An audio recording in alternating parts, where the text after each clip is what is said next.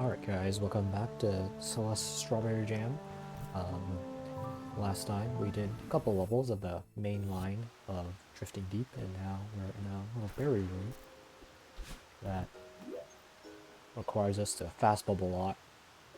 So let's see what we have to do. These two blocks will be following us, and we'll be having to fast bubble in these bubbles to reach the end. So start with an extended hyper and a dash, right, down, to the right, reverse wave dash, into this bubble, down right, down left, wave dash, reverse wave dash into this bubble, up right again, do a super, up left, wall bounce, down right, up right, and then do a super, down right, down left, down right, do a demo, down right, down, reverse super, up right, down, up, down right, and then up, maybe? Maybe the spike is like... Maybe that spinner would kill us if we tried to demo upright out of it. And then we do a super, upright, do right, do a wave dash and an ultra, down, demo through there, super again, down right, down left, down right, down left, down left, wave dash, down right, up right, super, and in this bubble, this is probably a reverse wave dash. This block would have moved, so we dash right through those gaps in the spinners, and then just neutral jump our way up, and that blue block would have moved at some point. Alright, let's do it.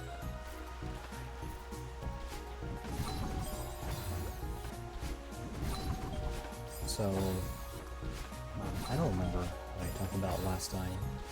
I think there's a lot of different stuff, and it's been 2 days, which is a pretty long time for stuff to just be forgotten about. And in that time, Alex Steiner has just, like, an hour ago, released a new video for Strawberry Jam, and he's been doing the hard group in Kevin Tech Spam, which is the route that I would spend it on. I think it is seen as a pretty hard room in the map. Saw indie game Chris's playthrough of it, and he struggled a lot on that room as well. Mostly because indie game Chris, he struggled with the holding right at the beginning, where you have to use the blockers to initiate multiple. And that was the part that I struggled with too, but it seems that Alex has gotten that pretty fine by using a hyper instead. It does give it more speed than necessary to clear the gaps, which might hit some spinners, but should be relatively fine for the rest of the... But he's decided to cut the whole thing short into 2 parts at the very least, because Monster is pretty challenging, and I think he is having a bad day in regards to Celeste, and so instead of trying to ram his head into it, he'll just quit out halfway through. I do think it is a bad day thing. I have those days as well, I think. I haven't done a particularly challenging level in a while that takes like a long time and is like very pushing the boundaries of my own skill level. So I think it's important to identify when you're having bad days. You know, like when, okay, I'll have a short session on this day. Well, I'll have a short session now if I'm feeling to the task. Because having a bad day means that it impacts like a lot of your abilities, not just in execution, but also in planning. Your mind isn't as sharp, and so you plan worse, you have worse routes that are harder to execute. Well, that thing's fast. Yeah, harder routes to execute, which just compounds with the issues that our dexterity isn't as good as it could be. So you wouldn't want to hamper your enjoyment of the level by having just like a couple of bad days when the majority of your time spent with it.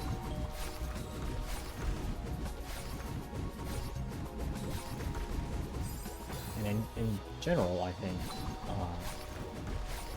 well, in general has nothing to do with what I just said, but you should take breaks, come back to things.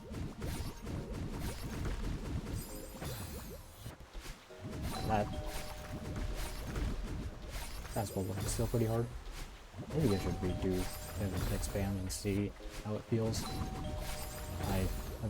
I've very rarely come back or come back and redone a level at this difficulty.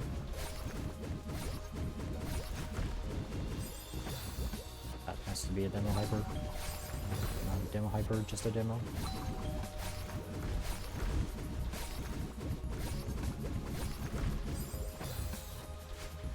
My rhythm is not very calibrated to this type of thing, but it'll get better.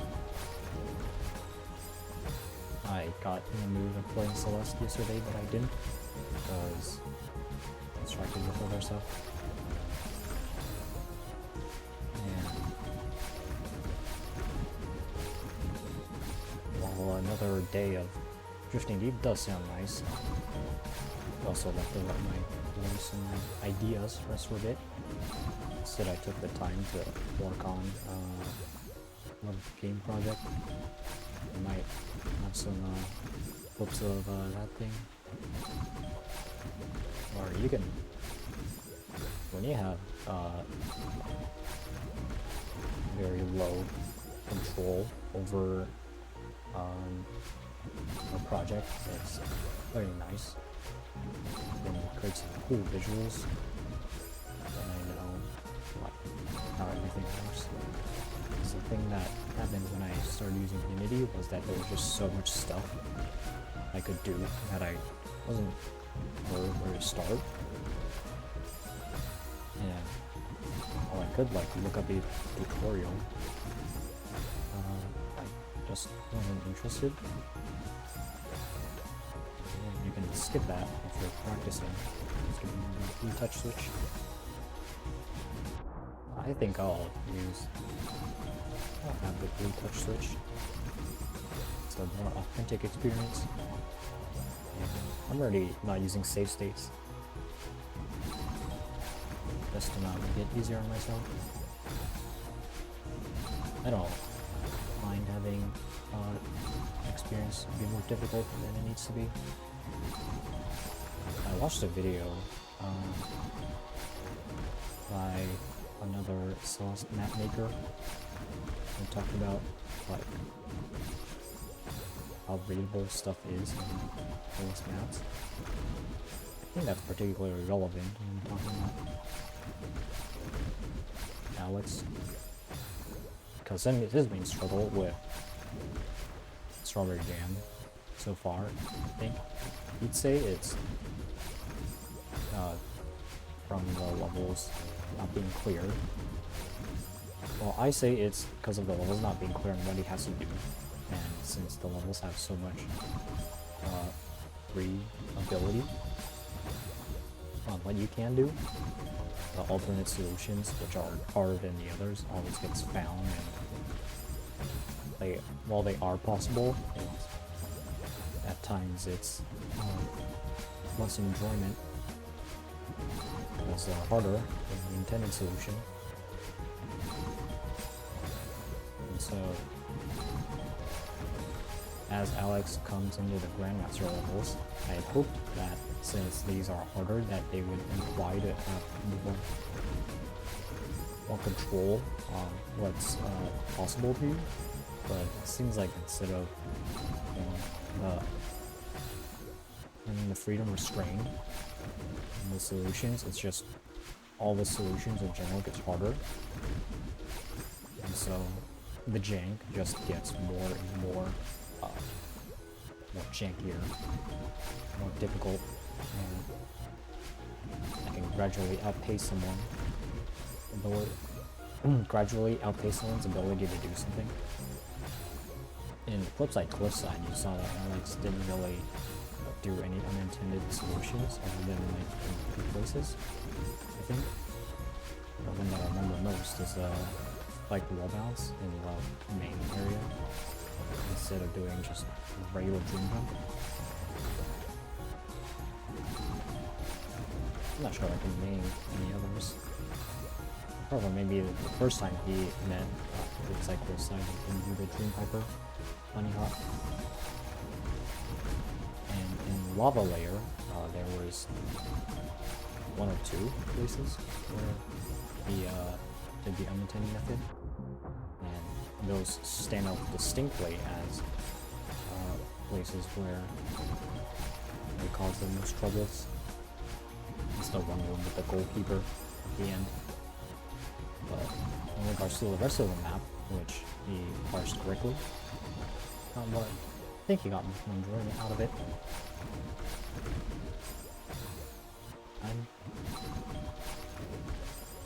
This is a lot of inputs. I'm drifting deep. Maybe I'm doing it faster than it needs to be, but also probably not. I wouldn't be surprised if this is the intended speed. It is a fast bowl after all. The Grandmaster lobby. Anyways, it goes back to what I said about Kevin Tech Spam in the beginning. Kevin Tech Spam has a lot of room for Jing.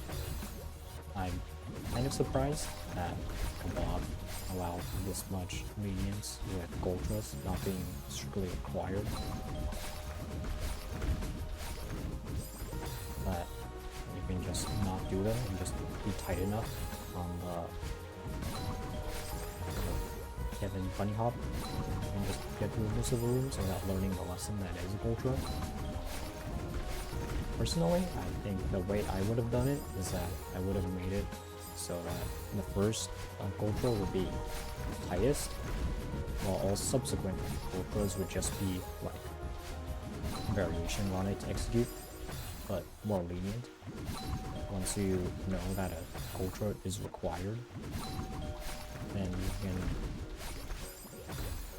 like give the player some freedom in how to do it. It's why the gyms are easier than usually easier than how the levels make them out to be, because gyms are isolated, and the levels you have to do them within the context of the rest of the room, which would be harder than the ones. Well, that bubble light.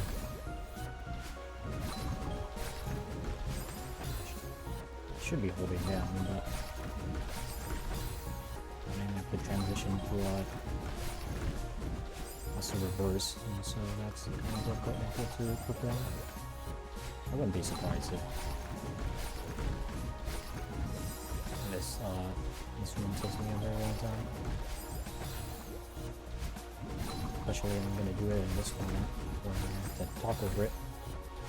You don't have to talk, but just like come to now, I prefer to talk over it if I can. Because this isn't just an exercise in whatever. Trying to see how things on the YouTube forums. Since this is uncut, I will not be cutting this thing. Then I can have a good idea on how streamers work. Streamers at least have the luxury of reading chat when they get bored. But if you're just gonna record something like this, doing Void Heat, Uncut Bid Wars, or Kotanao 2 hours every day of just talking about random stuff while playing Factorio, then it does get pretty difficult. It has said that like streaming, getting popular as a streamer, legitimately harder than some of the 9-to-5 jobs out there. I think I would agree with that, especially if you're going to use a metric such as success as a parameter for the difficulty. Being successful in general in anything, I think, requires a lot of skill and a lot of effort. Being entertaining is very difficult.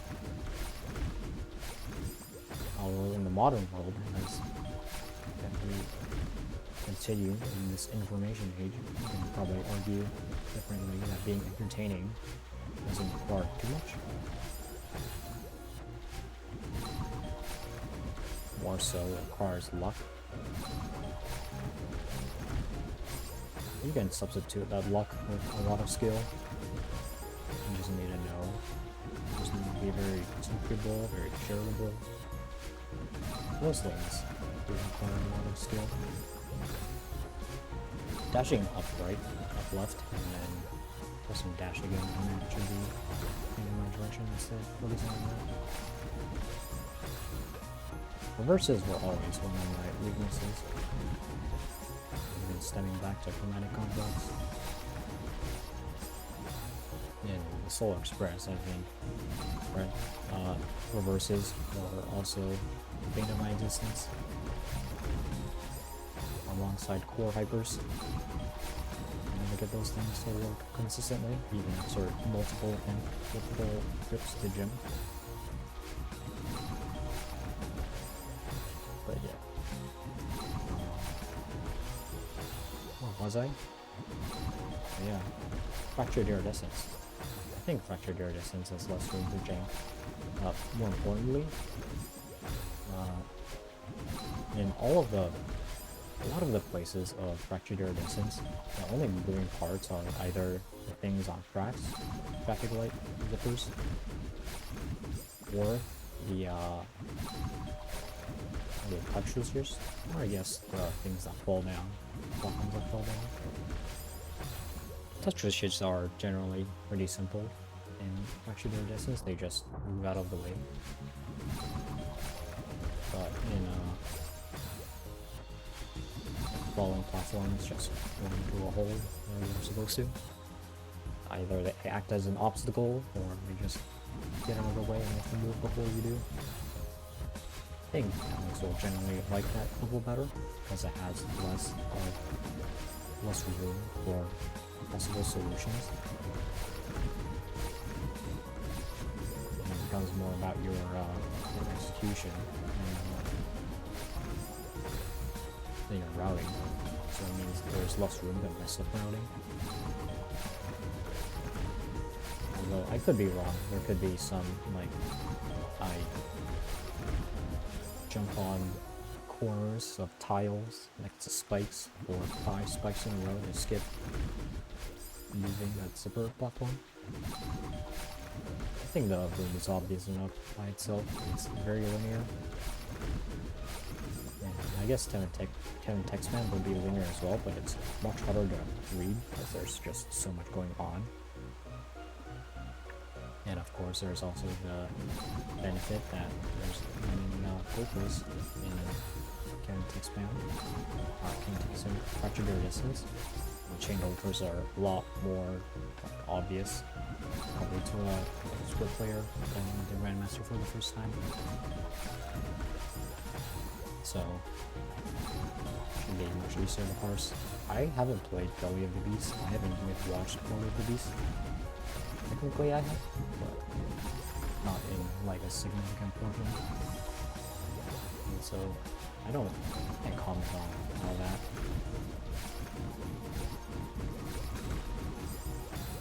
I can't comment on how that level would function with Alex in it.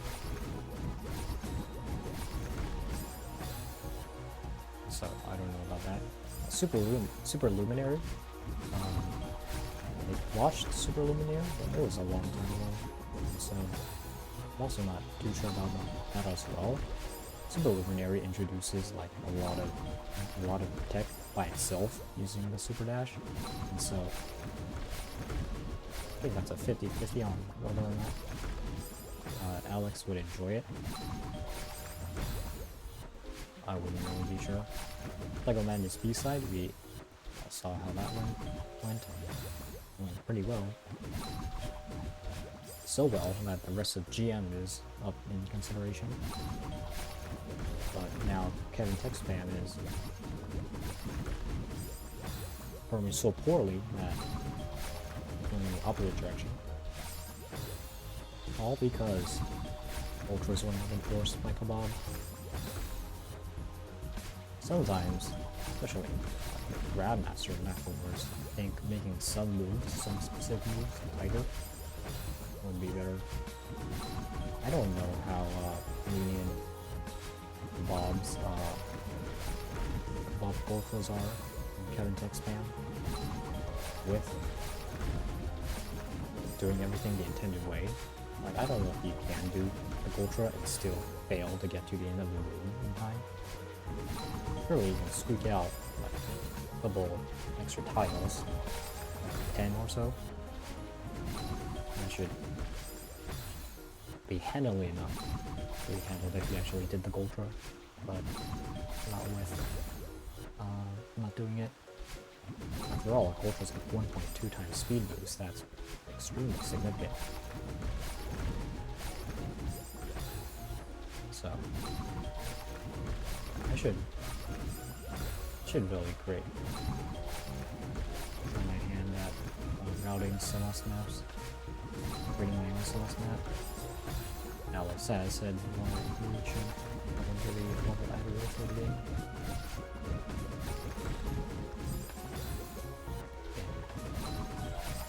I have looked in the level editor for the game, but the only two things that I did in there was set up the Lead Ultra, because I haven't had it appear in any of the maps in Strawberry Jam.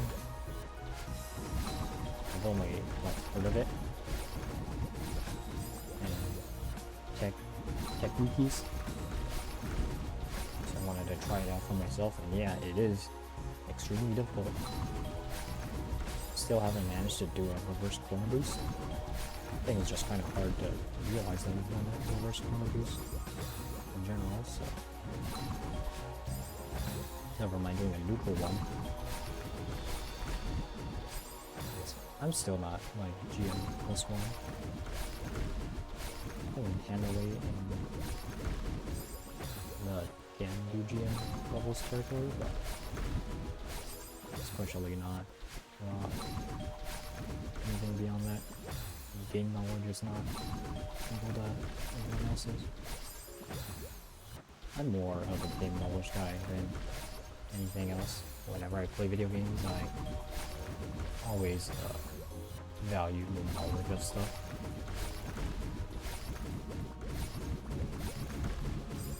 Over anything else. Knowledge can inform your practice. You can have a lot of mechanical skill, but also have to practice the right way to get that mechanical skill. That's why knowledge is so important. And knowledge also can make, I guess, other parts of the game easier and more convenient. Built now is several thousands of hours in build using the flicking of items on those health bars and stuff. Nothing wrong with being a core guy. It does slow to a considerable slog.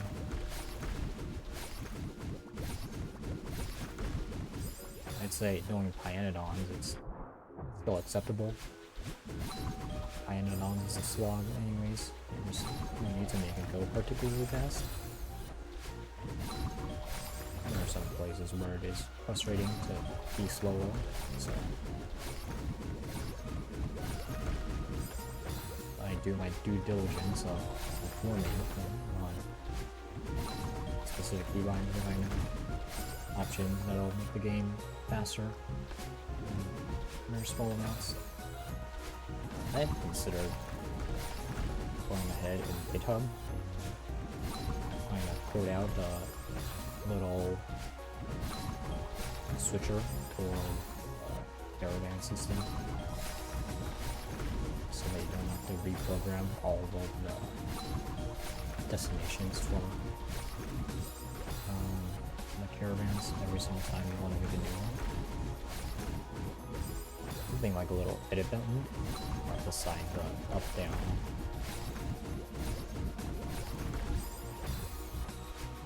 Like that. Just something that changed the thing while preserving lesser conventions. It feels like something that should be pretty easy to do. It's something in vanilla. Although vanilla uses groups. Uses groups of train stations and stops. And just matches the trains with the nearest one. For this one, it would just be a single station. But it should be pretty much the same. I hope there's someone working on that. Seems like something very obvious that you do if you work with the caravan system in alien life. I also had thoughts of making a factorial mod myself. Of course, it'd be one of the types that just be extremely difficult for no reason. That's the sort of stuff that I'm into. It would be like Planetons if it was in vanilla factorial. Only vanilla factorial entities. Yeah, I'm just not coming down.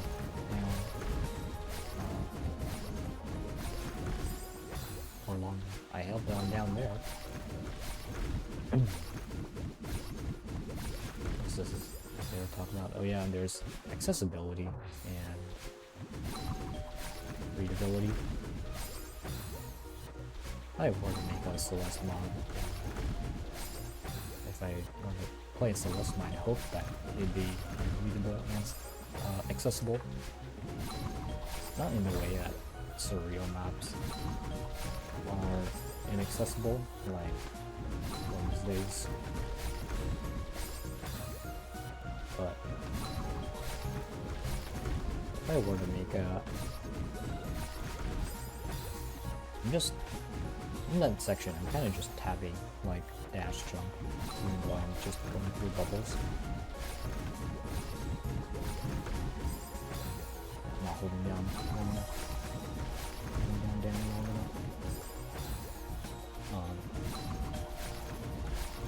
I like it when maps are accessible and they tell you everything that you need to do in order to complete them. I think maybe some apps should have like a sign. Because like if you're struggling with something, maybe you should check out this section of the library or have a one little gym to perform the tech necessary. Or have that. I wonder how much of it is on the player to like go to the gym and go to the library religiously in order to acquire that knowledge of how to complete a map.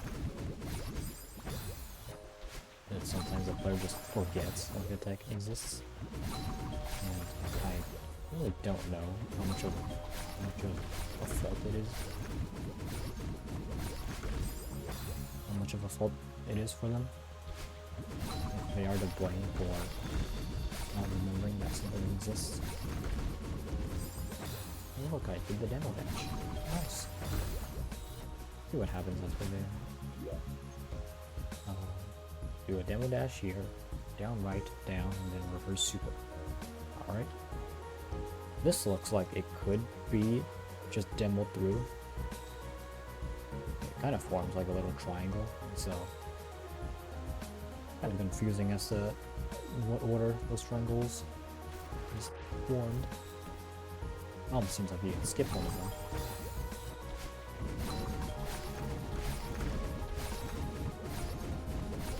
If I were to create my own Celeste map, I'd have a little gym, a little hell gym to explain all the tech that is needed to do my map, along with like a niche tech section for the individual rooms that use a very specific tech to do. But I would include all of them. I think having the players know what's ahead of them is very important. It's something that it's not necessary, but for the type of stuff that I want to do, I think it's something that I want to do. I'm not gonna cater my Grandmaster Plus levels, Grandmaster Plus, to have like tech explaining ultras and stuff, as if advanced players would be playing this map, but instead it's something like, hey, maybe you've just came out of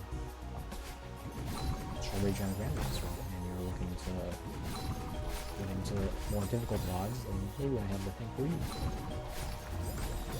I'll explain like delayed ultras, burst chrono boosts,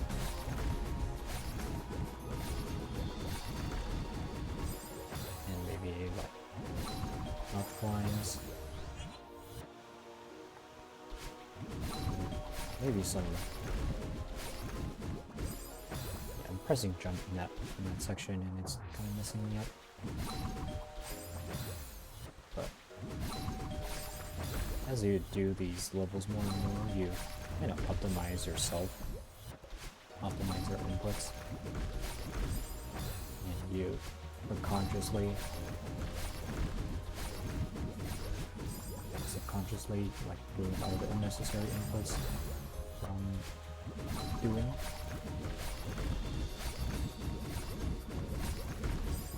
And it feels really nice when that happens.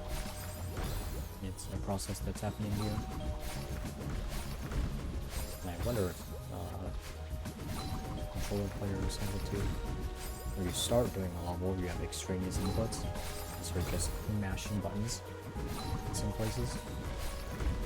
The general idea of what you want to do, but really not the control that you need to do. But as you go further into the level, the earlier sections, they become easier to do.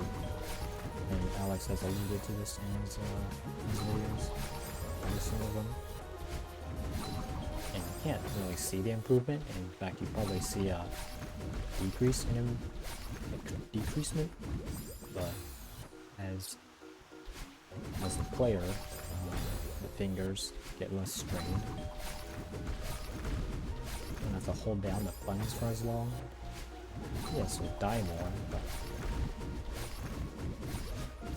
just like Dvorak, I'm sacrificing my points per minute to have the ergonomic experience. Sort of the same thing as happening here. And then if you're a speedrunner, like, well, I want to have my finger strain to their absolute maximum. And so, try out all this fancy stuff to make it go faster. And then they do that. And then, it streams more. But it's a really nice optional thing that you can do. If you still love something, become a little too good for it. I wanted to see if slow bubbling would help me learn it more. I think I'll just try to fast bubble all these. This is gonna take some time. I don't even know if I'm halfway.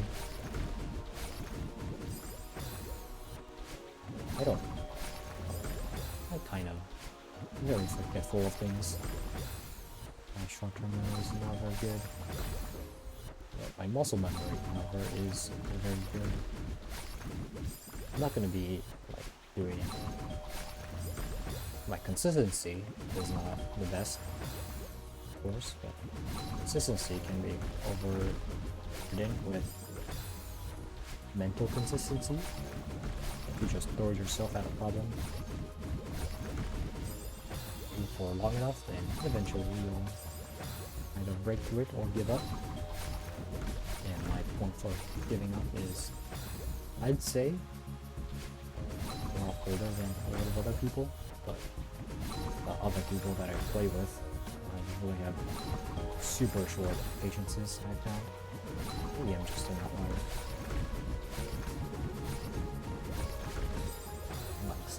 I read I was browsing the argument of accessibility in Celeste since I love drama, and also Reddit thread where someone was talking about how they didn't want to be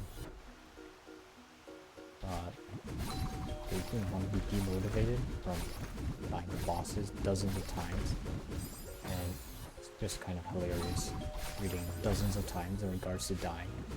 And my eyes roll back to the back of my head, and I think about Geometry Dash, and players are taking like tens of thousands of attempts to verify one level, or people doing Absolute Radiance, probably doing thousands of attempts on that as well.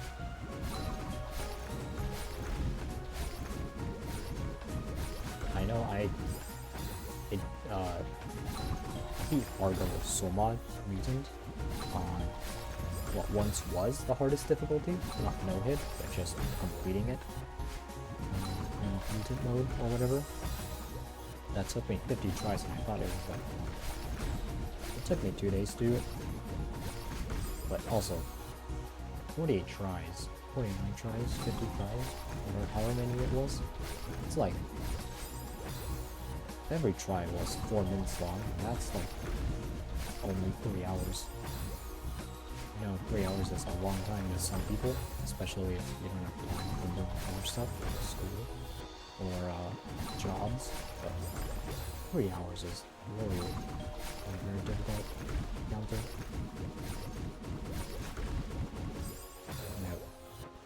Makes me wonder whenever I look at Souls-likes. Whenever someone says like, this is a really hard boss. And I have to wonder if, because I've never played a Souls-like myself, I have to wonder if they're talking about like, oh, this boss is so hard, it took me like 100 attempts to beat it, which would be pretty hard considering the run back in Dark Souls. The run back being like a minute long. Some, I hear. Or is it something like, oh, this boss is so hard, it took me 10 attempts. Wow, I had to really appreciate the scenery while I was running back to this boss that killed me. Or is this something like, oh, this boss is really hard, it took me 3 tries, but I was sweating the entire way through. It's like, okay, I guess you can call that difficult, but bosses are supposed to kill you in a Souls-like. So if you aren't dying to the boss at least like 10 times, then I wonder what you're doing. And then I wonder if there's any people who will say that bosses are hard, but like one-shot them with some kind of build. I don't know. I don't watch Souls-like particularly much. I think a generous estimate would say something like, yeah, it takes around 50 attempts for the hard bosses in Souls-likes. But I do wonder about how much time is spent on them, especially compared to some of the more serious achievements in games like Celeste, Terraria, Victoria, these indie games with large followings who will spend like thousands of hours, sometimes on the same thing. Took a look at Red Technique Horizons. looks like a completion takes 5,000 hours. And at that point, you can't really fathom that number. The year has 365 days and 24 hours of each. How much is that? It's what, 7,000 hours in a year or so? That's...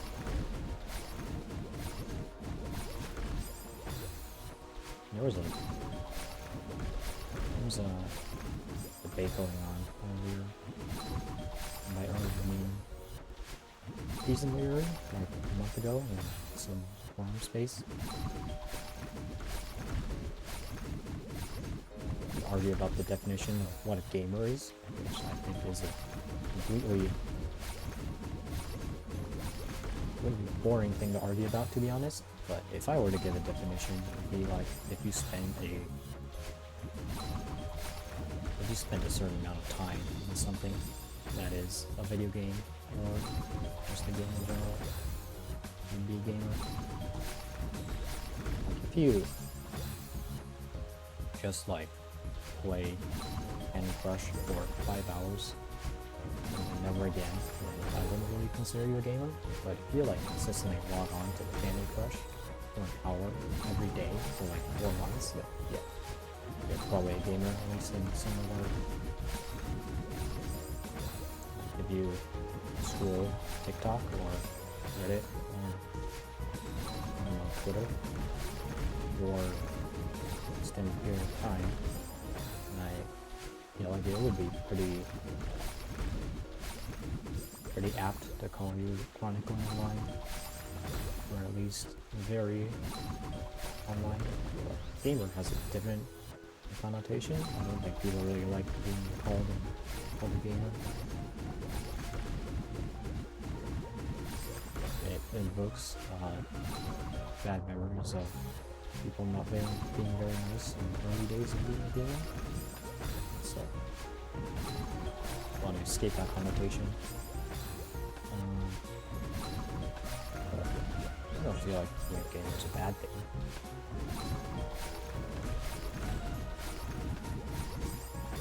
Also, this room is very difficult. Tracking your statement on whether or not Alex would find this fun. I think it'd be like 75-25. It's possible to find this enjoyable. Definitely feels very cool once you pull it off, but you have to pull it off. I'm not doing the best of jobs in that right now, but eventually I'll finish it. Eventually I'll finish this entire level. I don't know how many pairs there are in Drifting Deep. I presume it's 5. Based on the length of this room, comments of some other people. So, I'm prepared for the long run. Of course, the long run being like a month. A month right now feels like such a short amount of time. So you know, the whole school. A month feels like it goes by very quickly. And you're in the midst of it, and you have nothing else to do, and you're feeling just kind of bad in general, and it feels like it takes forever, but once you feel good about something, it starts feeling like it goes by super fast. Just pretty much everything, basically. You have to savor good things, good moods, even. Try to speed up the bad ones by making yourself into a good mood. Sometimes I'm just dashing around.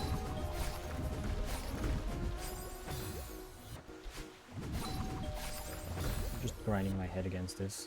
I will complete it at some point. Maybe my body will prevent me from getting it done today, but at some point I'll be finished.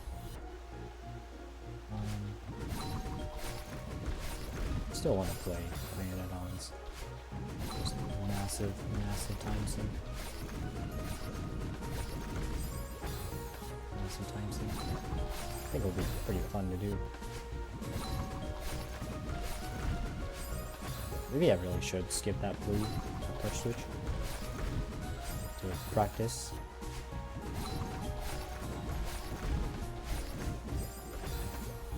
I don't know if fast bubbling is in the start is the way to go. Maybe slow bubbling and just trying to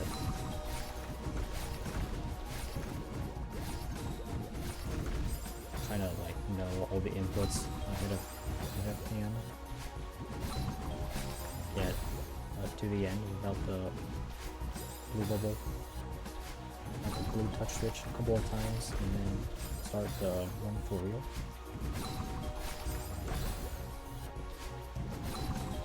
In the past, probably a year ago, I would have not been caught dead seeing the rules for real. I viewed it as kind of the brain rot, in the same tier as brain rot, as all kids would do. And I wasn't a kid anymore, so I wouldn't be doing those childish things. I guess for real kind of stuck its way in my vocabulary. But all the other like brain rot words, like skibbity, yeah, there's no chance that that's gonna change. I don't even know what the latest Sigma words of today's day and age are, which is hilarious because of how much time I spend online. I haven't gone for my daily walk yet, so I'm kind of looking forward to that after this session. Yeah, there's just a lot of stuff in this to remember. Slowly but surely, most of them were kicks in. I stopped having to think about earlier sections and just thinking about the later sections. It's a slow process. We are here for slow processes, aren't we? Take a look at the length of this video. Let's see, it's like 2 hours long.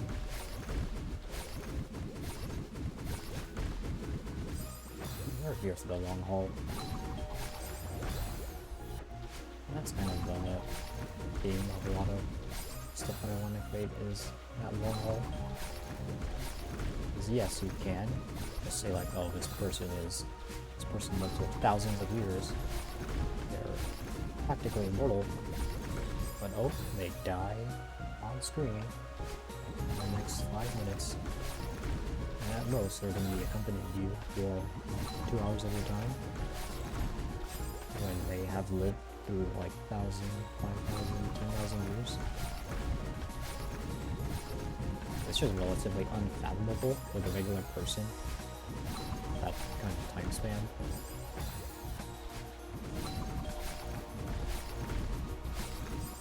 So, another note is that some of these yellow touch switches seem to be skippable, especially that second one. Some of the other ones are just kind of in your way, which is kind of weird. I don't really need to put a touch switch there. I'm just gonna have to collect it no matter what I do. It'd be harder to avoid the touch switch than to just collect it, which is not the case for the first one.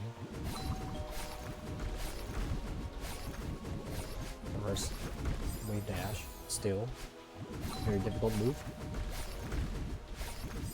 Not a reverse corner boost move, but that was still pretty hard. Yeah, having the long haul on some of the characters. I'm sure there's some media out there on that type of stuff. There's that one game about spending 100 years waiting for something, or just standing guard at a door for 100 years. Well, was that 1,000 years? I don't remember. But that one you can speed up time by reading and stuff. Or was it like just 10 years? Or was it 1? I don't know. problem is that you can easily get to the end of the game in that time, in a reasonable amount of time. The game time on that wouldn't be thousands of hours, it would be like tens. Because you just, you're a person with time constraints. You can't live for thousands of hours just to get a message across. You have other stuff to do. So there's usually a very good reason why you have an idea and you think about why people haven't thought of it. People probably have thought of it, they haven't implemented it in the same way that you do when you have that new idea. But for the people that did implement it, they could have had an implementation that was closer to your idea, and it just failed for whatever reason. Not all ideas are good ideas. Even the best ideas still need an implementation to realize themselves, and some ideas need a community to be fostered first before the good idea can really take fruition. There's a lot of ideas out there that require a community backing for it to fully work. But it can't really spawn a community on its own, and so they just don't. Sometimes they just never spawn. That's a down. Reverse super. And then a bunch of stuff after that. But right now we're just kind of practicing the beginning section of this until I can get it down.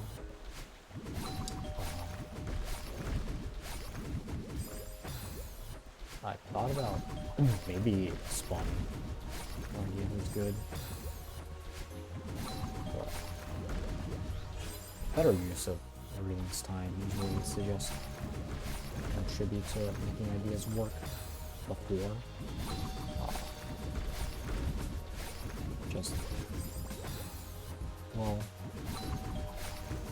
Seeing if ideas work can only be done by making them work, and then seeing how people respond to it. You can do a lot of theory in math and physics and chemistry, but there are a lot of things you can only really do. For a lot of things related to humanities, they involve people, not just abstract concepts. And you need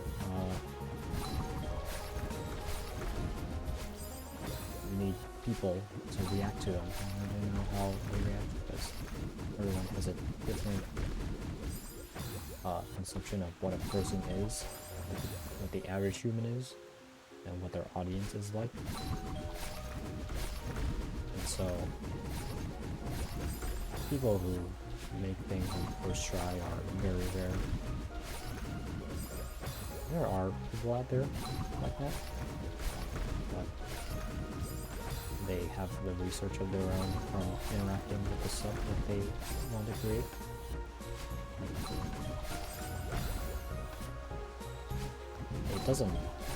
You don't need to be a screenwriter to critique a movie. It'd be a lot nicer if someone who critiques movies made a movie instead of someone who just likes having ideas about what they want to see in a movie occur. A lot of real life stuff goes into how eventually works of arts are created.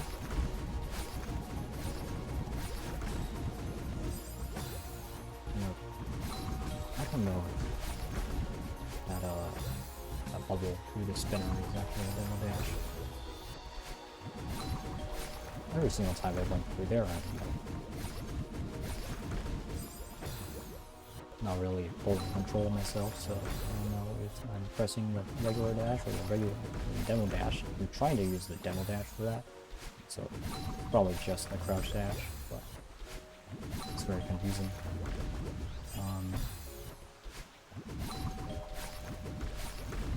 Putting ideas to implementation always going to be superior than endlessly refining old ideas. Yeah, that was a regular bubble and that didn't work, so I think it has to be a crouch bubble. Which is why I'm trying to code my own game. After getting depressed in the state of Jumbo Dash, my rhythm game itch has been fulfilled partially by Celeste, and a little by Terraria, but not nearly enough. Whenever I listen to music, I need to have at least one type of rhythm game running in my head to track that specific track.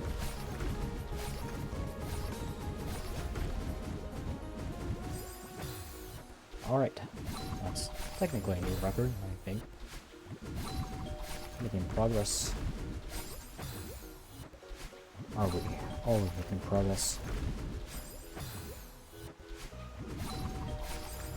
One bad thing about fingers optimizing movement as time goes on is that sometimes it'll optimize away but necessary components that make things work. So things stop working, and that is very frustrating for a lot of reasons. I wonder if there's a revamp there. Maybe instead of a super regular dash, left dash, up left. Maybe that one went better. My issue is that since the spikes are so close, you have to dash pretty far away, and that could be slower than just trying to do a super. I definitely have to just commit to one of those instead of not deciding on item.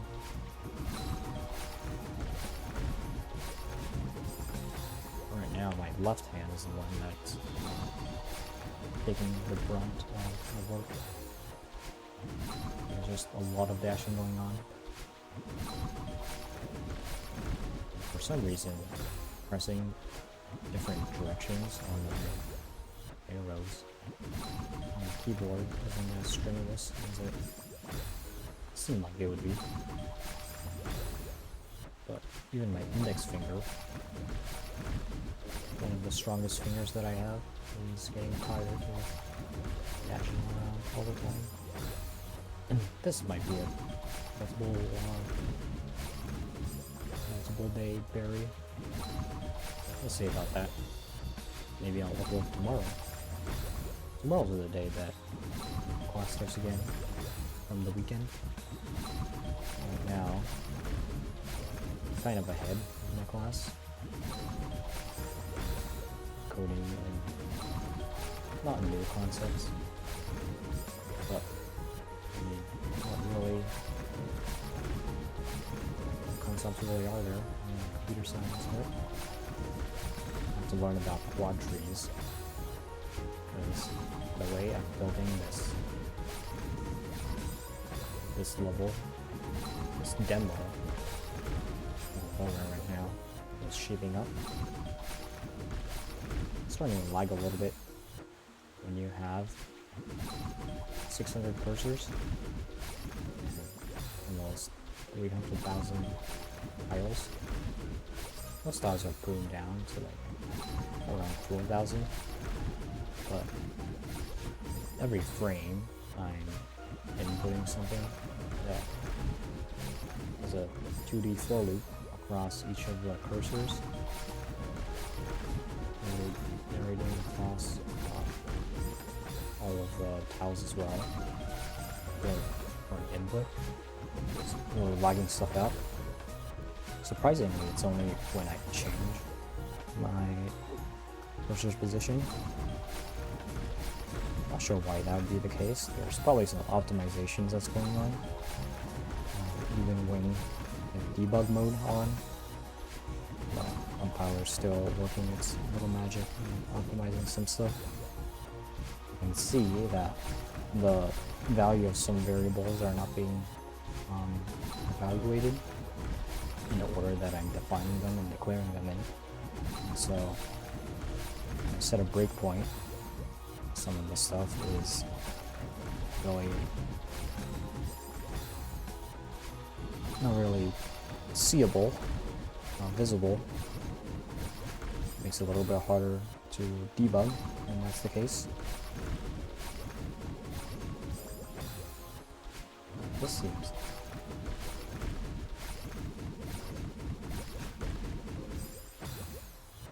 Regardless of how much progress I'm making here, fast bubbling is still very fun to do when you get it down. Reverse wave dashes, however, are still very hard, even after all this time. Some things just don't change.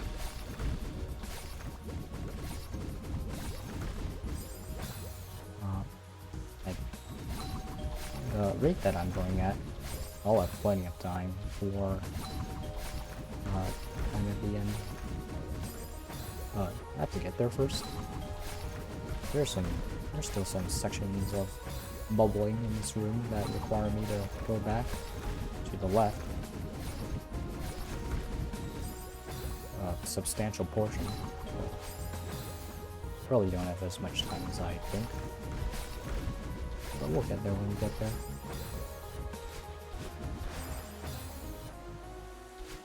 I think a big source of errors. It is dashing before you enter the bubble, which messes up the fast bubble, which you're expecting will happen.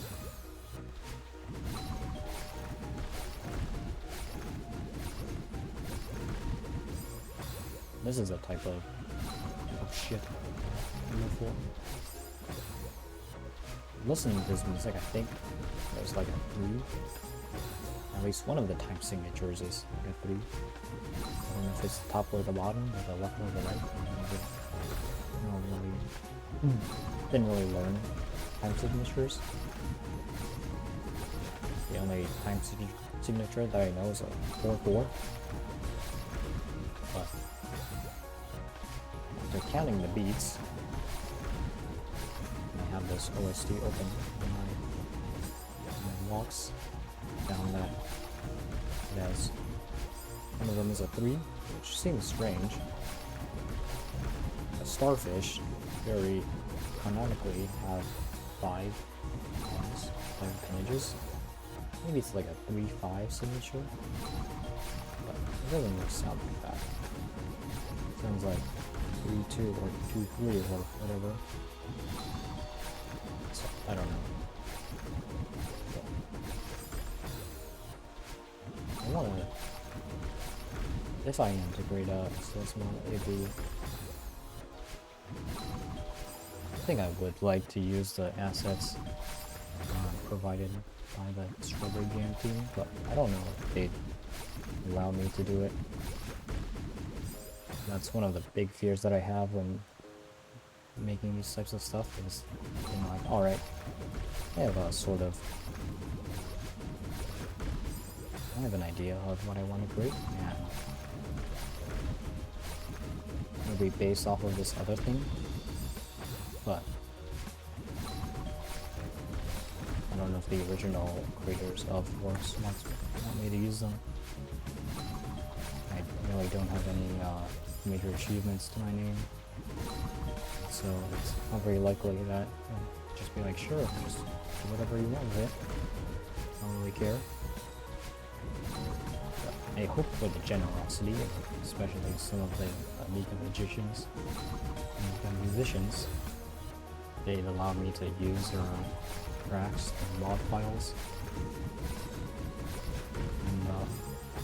and the rhythm game that I want to create, because a lot of the ideas that I have are based off of just imagining what the rhythm game would look like based off of those tracks. And not having those tracks in game, I think would really kind of suck. Regardless, I think based on like, privacy and copyright laws, I can still make those tracks, which are the levels in the game, without the permission of the original music artists. But if I were to sell the game, then I can't distribute the music in it, and so therefore I cannot have the level. I can't have the level be part of the main game. I'm not sure if that's the same case if it's free. I think it still would be though. I can't distribute the music if I don't have the permission, and so I have to just abandon the concept.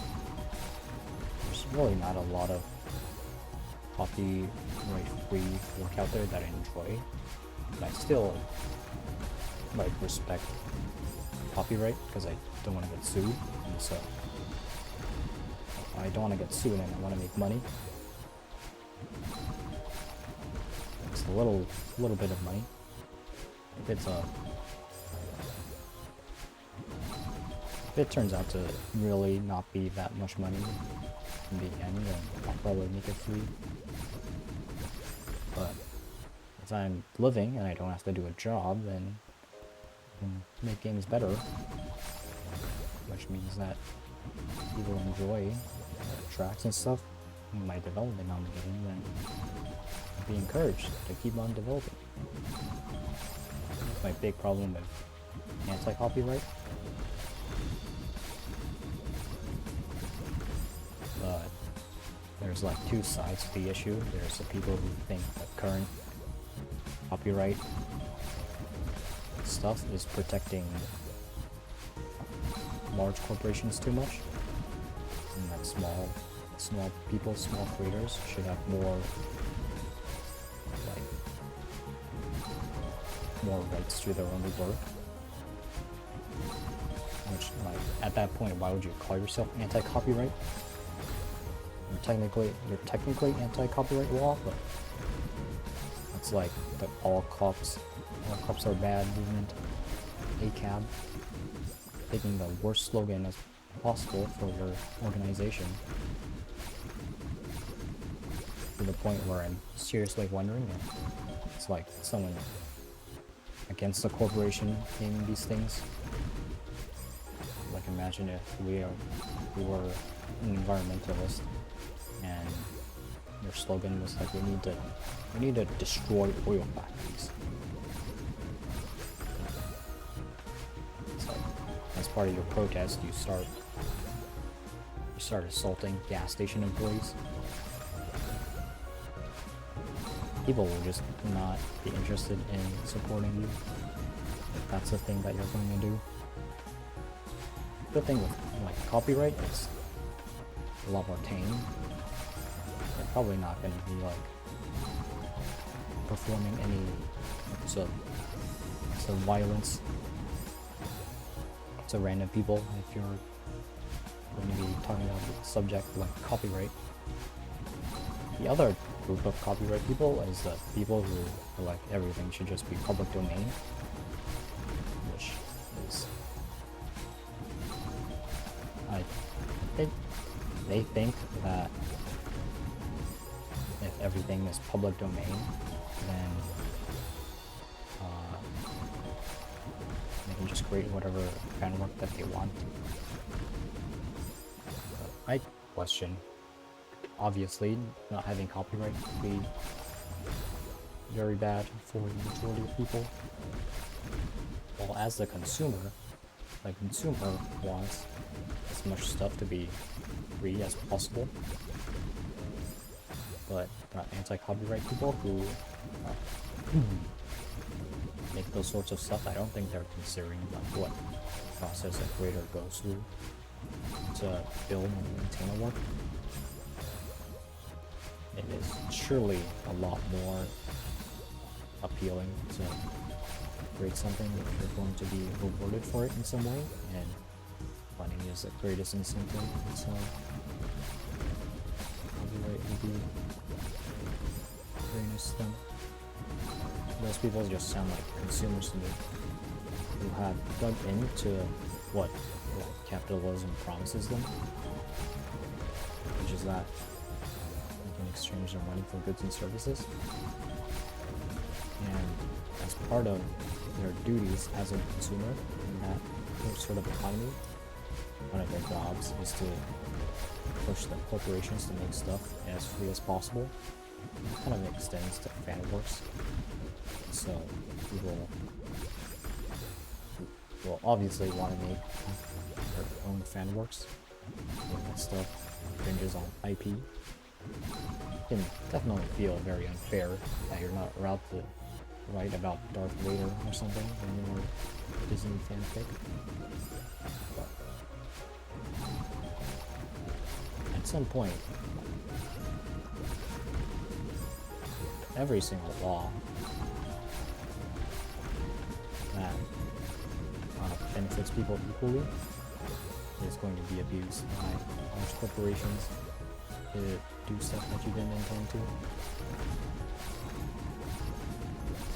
Especially in regards to copyright. If everything is public domain, the direction that everything's going to be going is towards the corporation and not the other way around. The corporation isn't going to be losing a lot of stuff if they're just going to be writing fanfic, but they can be taking stuff that you own and then selling it,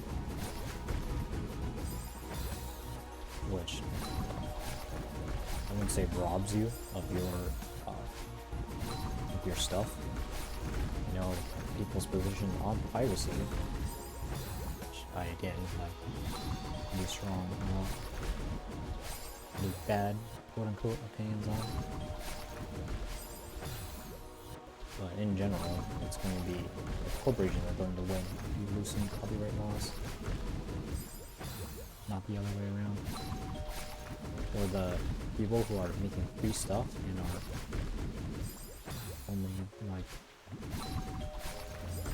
only concerned with themselves, basically. Copyright can feel very limiting, which again I understand, but there are people out there who protect the small creators. They have their works stolen. There's not really much they can do.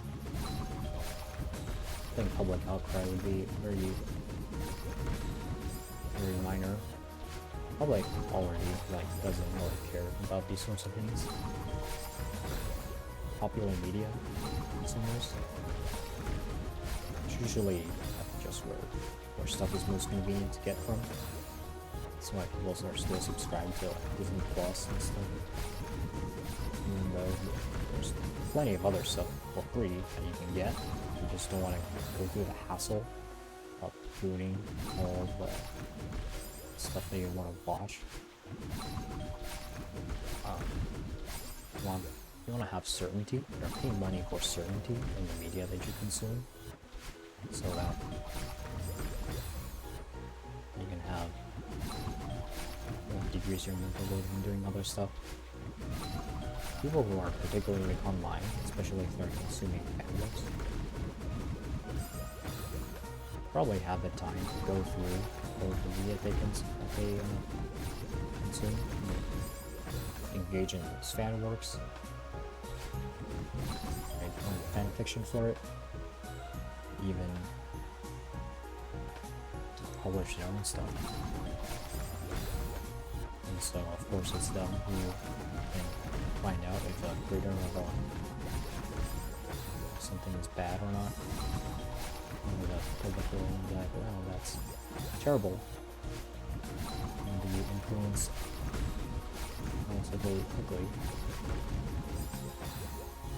And repercussions are few and far between, and your name gets in the big headlines and then it disappears from it. And that big headline will be the only thing that we will remember of you for a pretty decent while. Here's why also originally I'm so concerned with false rape allegations. I mean, it's something that I don't think, of course it's a fear, it's not the most rational thing, but public perception still has a very strong influence on what we do. Even if it's very superficial and upon further thought. See how it shouldn't. People just generally don't have the time or energy to verify a lot of stuff that they watch. I don't know what I was talking about. Something about copyright. I just hope copyright improves, obviously, but my view of copyright improving would be tighter copyright restrictions, not lessened. People will argue about, like, you're not really losing money, you're not losing sales. People should have less intellectual properties and really own an idea and stuff like that. So, probably just probably wrong in some regard, like owning things. People should own more things. It's probably an opinion shared by people who don't own things, who see the people who are owning things, even if the people who are owning things are owning vastly different things, between 5 yachts versus like making every little indie games that they make themselves. Like, community as a deterrent for bad moral behavior, I think it's very rare that it's going to work, if at all. That whole idea is what spawns the general premise of communism, right? Or the community will be the one who would police other people, at least in the anarcho-capitalism, pro-communism, something, one of those. The community will be the one being the moral arbiter of what's right or not. As with most inventions, community can be wrong about a lot of things. And so I really can't see a good idea where a good world where copyright isn't a thing. And when people say they want to improve copyright, it's a very vague statement. Most of all, you can't really judge someone for their thoughts on these types of things. It would be so vague. Piracy is another thing that I would definitely get pushed back for if I were more popular. As someone who is probably privileged the most. Whenever I have a game that I can't afford or want to pay for, then I just don't play it. People after have arguing of like they're saying that people who don't have money shouldn't have entertainment. Honestly, I don't view entertainment as really like a life and death thing. I think you can get by with not having some entertainment in your life. Paying for a game over in a country where paying for a game is very feasible. We live in the US and the game is $10 and you're like, I don't want to pay $10 for that. I'm too poor to pay $10 greater game in it. It saddens me quite a bit. Ultimately, I view the payment as a respect to the creator. I respect that you're going to give me a good time with this game. I respect the time that you spent making this game. when you talk about in pure like economics, it sort of cancels out between piracy and buying it later. Oh, I wouldn't have recommended this game if you pirated it. But really, I don't buy that argument. If I were to create a game, I think I would prefer it people don't play the game at all as opposed to buying it. But I don't think I'll I don't think I have the freedom to dictate what other people's freedoms are. If someone would ask me if when I create a game they could pirate it, then my response would probably be something like, you don't need my permission to pirate it. I'm definitely not going to give away any free game keys to people who ask for it, unless if they're someone that I know well. So, and if you're someone in a country where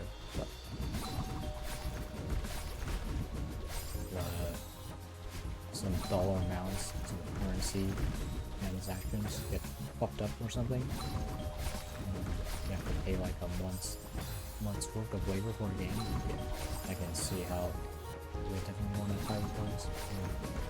If you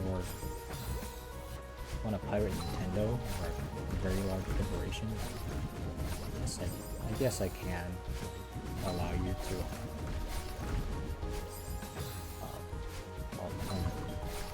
to that. Or a game has emulators and it's not available for sale, like, I would pay for this, I would pay a lot for this, but they are saying that they don't want, they're not selling it anymore. In my view, I'd usually just respect the person who made the thing and just say that, you know what, I'll just not play it then. Going to be this stringent on your work that you don't want people to play it. I'll take the hint and I won't interact with you. But especially with indie creators, it seems very yucky for you to, just because it's really available, you just go ahead and pirate it.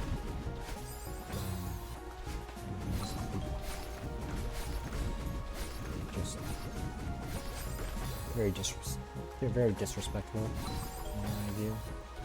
There are a lot of games, specifically AAA games out there, that I wouldn't pay like a dime. I need money to get paid to play those games. Even with the really good ones, the ones that come to mind are like Dark Souls, maybe Elden Ring. I would have an interest in playing, but they're just expensive enough that I wouldn't consider it, and I'm completely fine with not playing those games. My barrier for entry was like $60 just to play a game.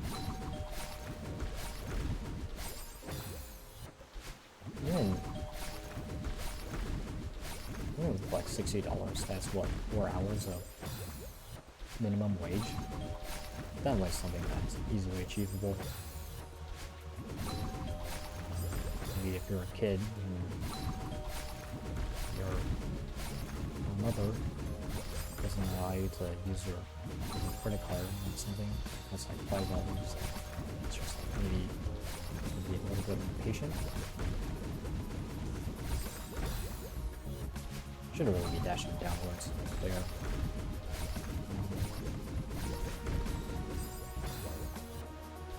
Instead of dashing down right, I'm just holding down right because my fingers aren't used to that space right now. My index finger is also going a bit better actually. I've been playing this for a decent while, but I'm just optimizing, but again, optimization just creating scenarios where I start fumbling, or it's creating optimizations in places that really don't need to be optimized. Really, I could use a lot more control in some areas. Piracy is a complex topic. I don't think a rule of thumb for me is that if I can't afford something, I just don't play it. There's a lot of free media out there that is, you don't want to pay for it. And all ads are pretty annoying and borderline unwatchable for the majority of stuff. YouTube is free. There's a lot of stuff on YouTube that you can watch instead. And it's for games. And go outside. That's something that you can do. If you live in an apartment and outside is concrete parking lots, yeah, that's a little bit more tricky. But I mean,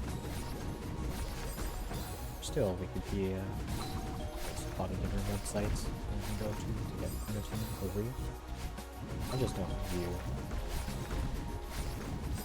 When someone says I need to play something and I want to pirate it, the disrespect that comes with not paying the creator outweighs like whatever minute enjoyment that you might get out of it. I doubt that people are getting like so much fun out of it that the creator's livelihood isn't mentioned. It just all feels very childish, but in general, piracy is something that I feel like the majority of people are not going to care about anyways. Something for people like me who are very steadfast morally or in a position to benefit from not pirating, and so I'm like, oh, don't pirate, always pay for stuff. I feel like the majority of, actually I don't pirate stuff. The closest that I can get to pirating is just downloading stuff off of YouTube, which is already, it's technically already free.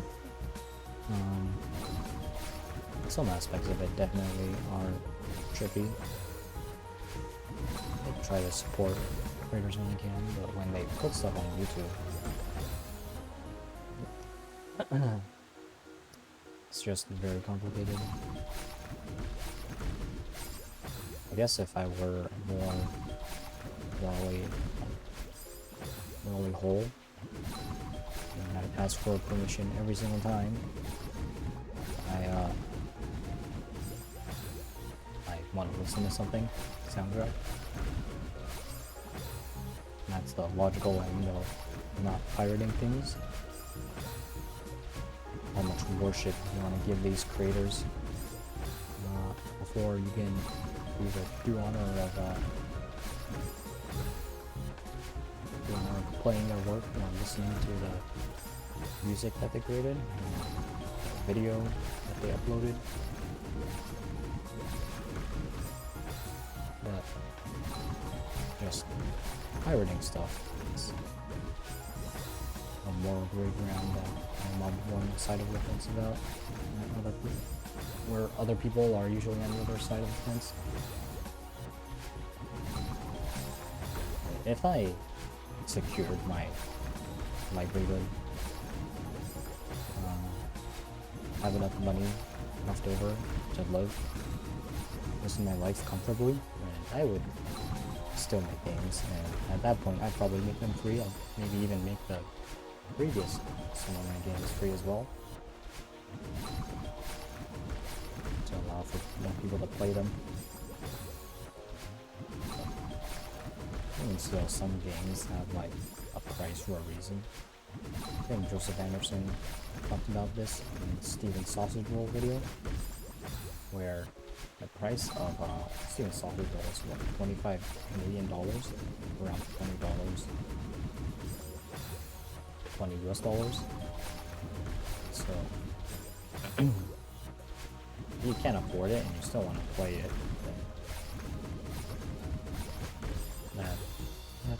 position. Like, I don't know.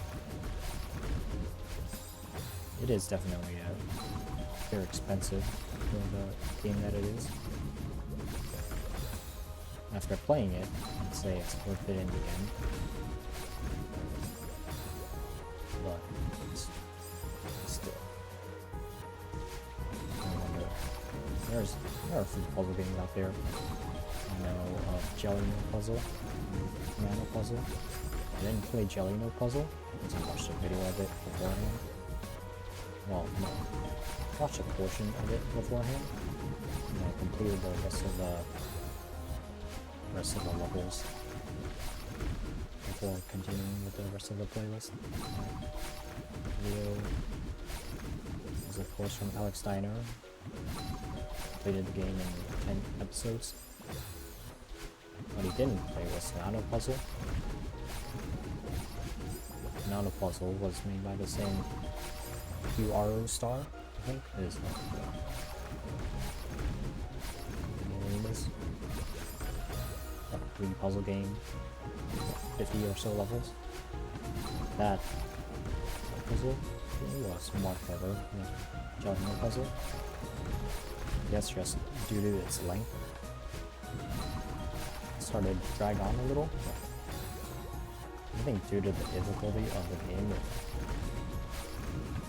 curiously enough, paradoxically didn't drag on, because so much time we spent between completing different puzzles, usually, that it didn't feel like a drag. It felt like just another step in the mountain that I was climbing.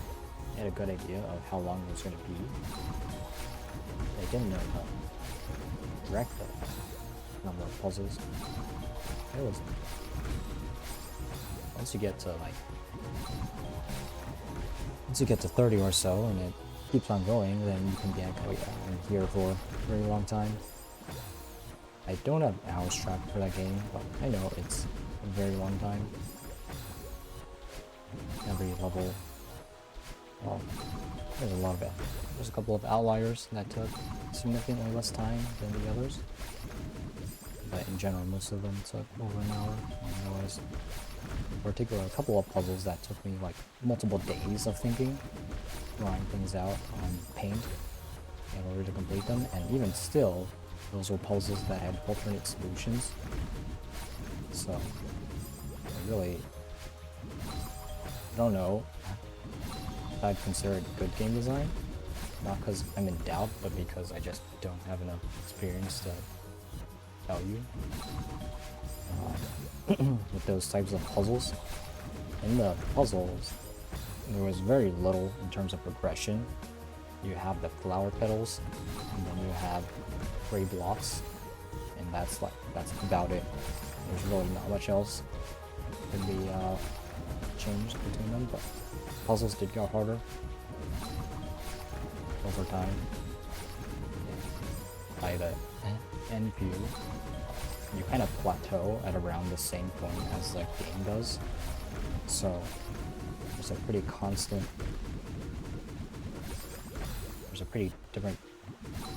difficulty stream of puzzles towards the end, which made for a pretty fun time. I think I'd still say I enjoyed that aspect of the game. I can definitely see if you're someone who has less patience, that you would think that the game kind of drags on. I enjoyed my time though. My time here in Celeste Room Area 3 though, however, is going to continue because I'm making forward progress. That's okay. I had to spend much longer times in that purgatory and Solar Express, and I can spend the time here. Maybe I should reroute for. Hang on. Sorry about that. Maybe I should reroute for Air Super with no jump from those platforms right here.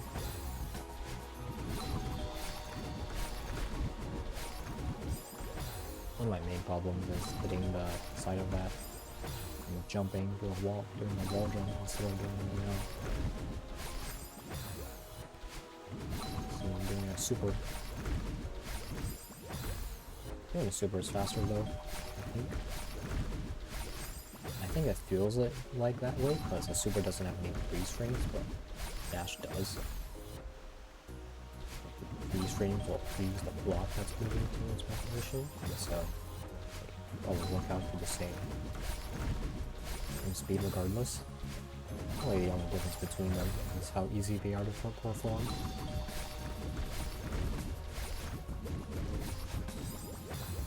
And also dash up and then just dash right there. Level up, dash right.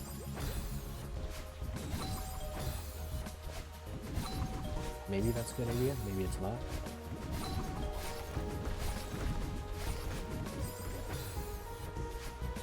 I think I'll try and just keep with the super for now.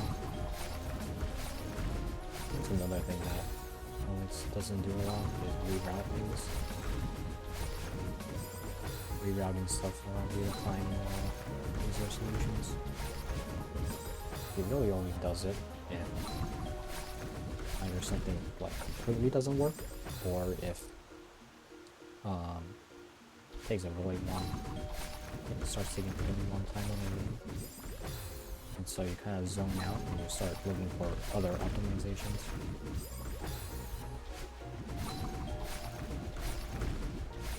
Really, you should start doing that stuff from the beginning.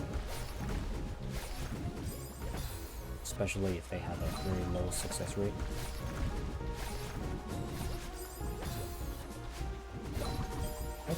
I might try to reroute for the air super dash. Just gliding over the thing. Air super without the super. It's gonna take a little long to do. That's okay. Piracy obviously doesn't apply to free games. There are a lot of free games out there with varying degrees of quality. And again, there are so many out there. I find are you saying that poor people can't have entertainment on gaming? I find that kind of punk.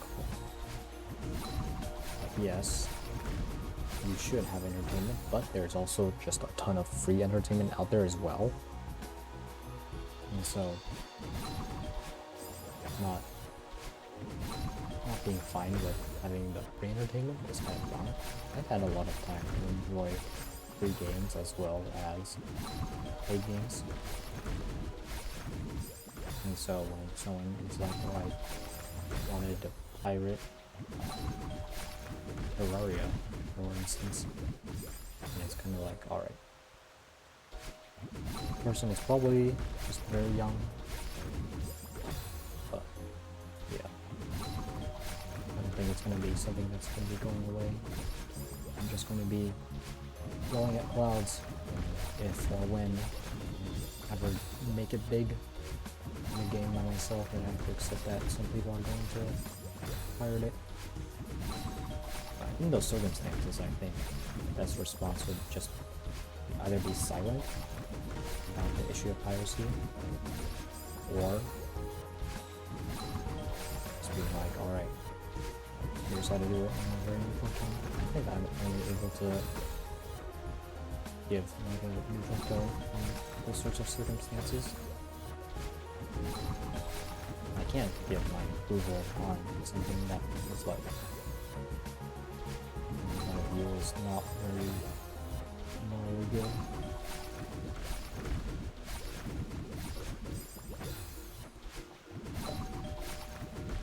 Definitely the people who pirate stuff, well, for one, they probably shouldn't be saying like, oh, I pirate stuff and post it on some Reddit.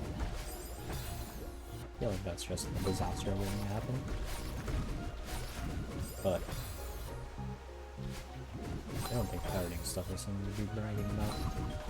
Unless you're one of those people who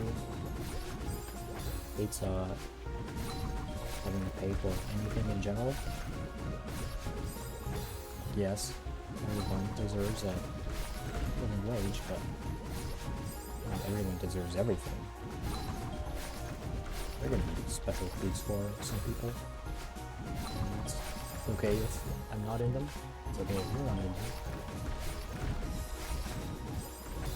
We're all consistent on the respective issues though. I just find it very important to respect the creator on what they, on how they wanted their work to be viewed as. Like I said, music is a very happy, very interesting topic. It does make me wonder if, like, there's really not a lot of talks about pirating, like, music and stuff. I guess that's kind of ingrained into the culture of music ever since the age of recording music. As people uploaded music and other people can access it for free, and selling music kind of became bunk. Not that it ever was in the first place. I think in the old ages, music functioned as the person who wrote the music would get very little pay out of it, and it'd be more for orchestras who were, they required people to pay when entering and doing the orchestras, or the operas or whatever. But I guess in modern terms, opera is like akin to maybe YouTube or Amazon or Netflix, and a single individual is still just the same single individual from before. I'm not really familiar with like copyright in general, but it's just my stance on the whole thing. I don't think there's, based on what I hear about copyright and my look into it, it seems like something that is, yes, it's flawed, but the people who say we need to abolish copyright are definitely wrong about that.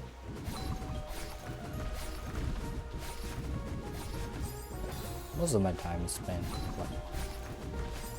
thinking about stuff is thinking about my own works, my own OCs. That's another thing. It's like if you're going to be writing fan fiction, I don't know if I feel like you can just change out names and stuff. Does your character really need to be named Han Solo, Darth Vader? I don't know, Helva? You don't really need to name your characters after popular media if your work is going to be good enough, which might have, the amount of work that people put in stuff that's fanfiction is pretty astounding at times. I don't really interact with it that much. I suppose in a sense, like the videos that we create, stuff like Strawberry Jam, and even Strawberry Jam itself is fanfiction kind of work. But I feel like that's kind of different. I think Minecraft disagrees, but it starts being more derivative than actual work. Just fanfiction by itself. Fanfiction is really just such a nebulous phrase. There's a lot of discussions on it. I'm very glad to, frankly, very glad to not be a part of. It's still somewhat interesting. Something that I ultimately have to consult with if you want to do any art in general.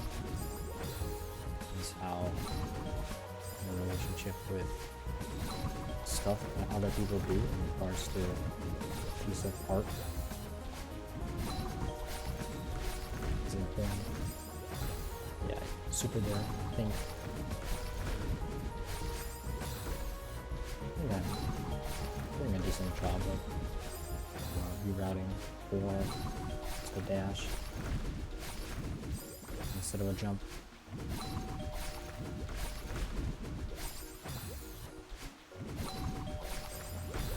One idea that I had for like remix of this level would be like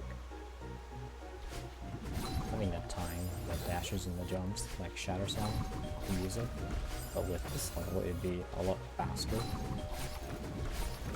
which would go in theme with its expand stuff, expand body. But it's all just ideas, no implementation. Maybe in the far future, it's when I'm developing my little rhythm game, as a break, I could come and mix some levels in Celeste. Probably likely my break would involve stuff like replaying crosscode or doing Bandit-ons, Factorio. Just a lot of time spent in other stuff as well. So I don't really know. Having to talk this entire time, be forcing myself to talk, definitely hampers some of my playing abilities. I thought that for a room such as this, movement that is being very flow-like and very flow-like, I guess, just that would lend itself well to commentary, since in very simple tasks there's not a lot of brain power involved, but I guess in pretty much all aspects, just putting brain power into things in general and enough faster improvements in success. So that's why I'm not succeeding a lot in this one, because this is another one of those that does require a lot. There we go. That was the first time hitting that bubble in quite a while. Fast bubbling is still very difficult. You dash right before a bubble and everything gets blown off. So you have to wait, but you don't want to wait. Sometimes dash directions are just... You have to like map out the specific sequences of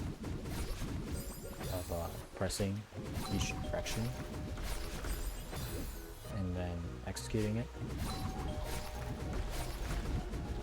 Yeah, that was dashing before the bubble. That one too. Yeah, that's partially what inspired me to make the rhythm game. This feeling like, you know, Osu can be more complicated.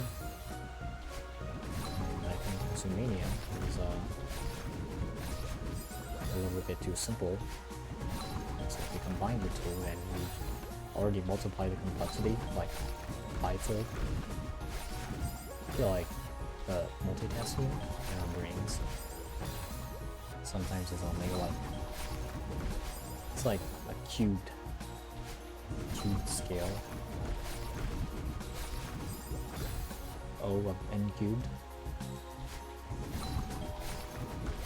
Trying to multitask things while doing other things is extremely difficult for things that you're not very good at. So asking a player to learn Osu, like up, right, down, left stuff, in addition to the mouse movements of standard Osu, would be a lot to ask. And indeed, I'm going to ask that of all of the players. I have a very specific audience in mind. That audience really generally doesn't appear until you have a substantial following of other types. you can wonder about how well Celeste would be. How big the Celeste competitive scene would be if Celeste itself as a game, base game, was like worse. Like for example, if we modify the plot of Celeste to be less impactful, then I wonder like how much smaller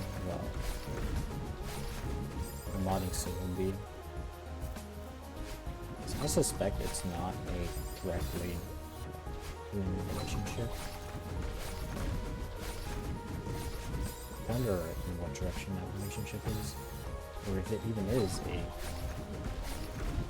it's just a linear relationship between how many players there are in the game and how big the community scene in a specific area of it will be in the future.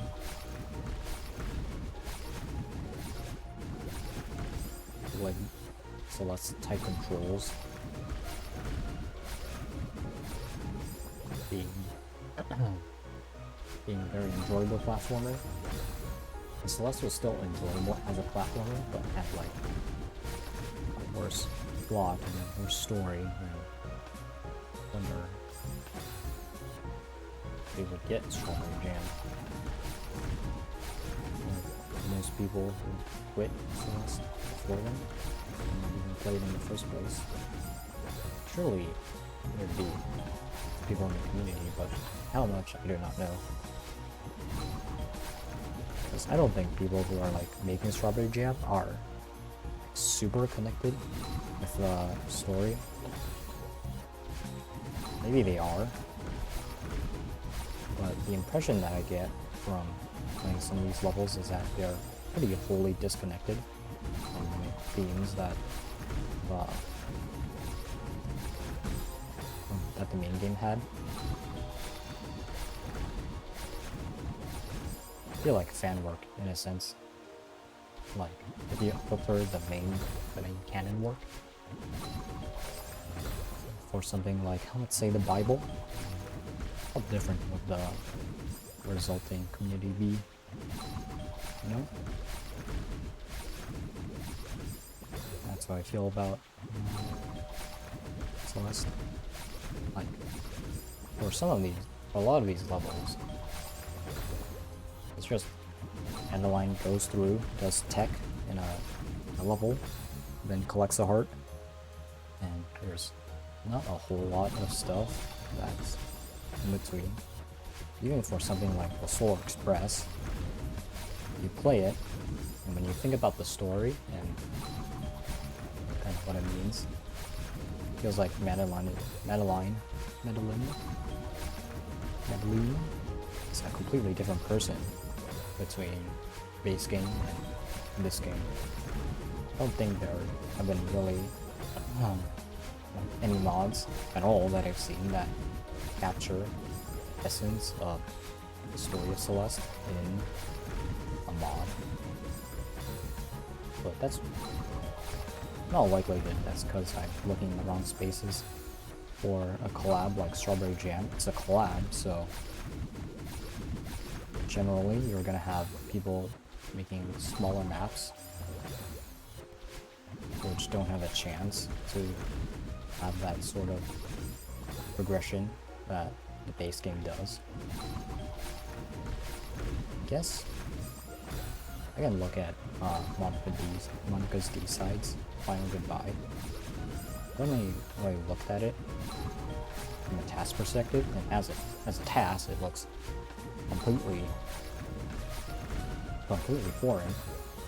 I don't think I got the intended experience there at all, but I feel like one thing that it does do is have a coherent story throughout most of it, and I think that's the closest a mod has been that I've seen to the themes of the base game and Celeste.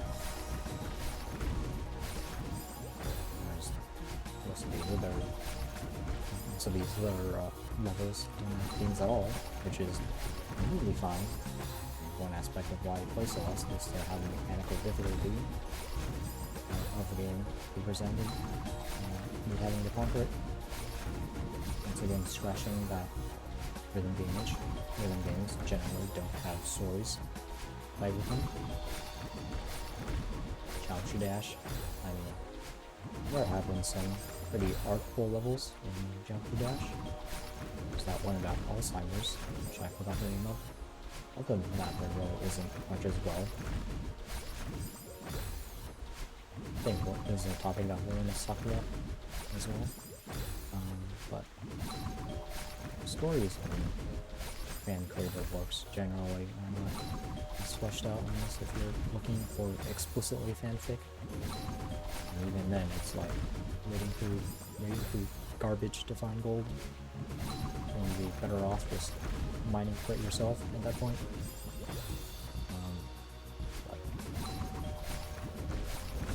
Generally looking at all of these levels, there's also born.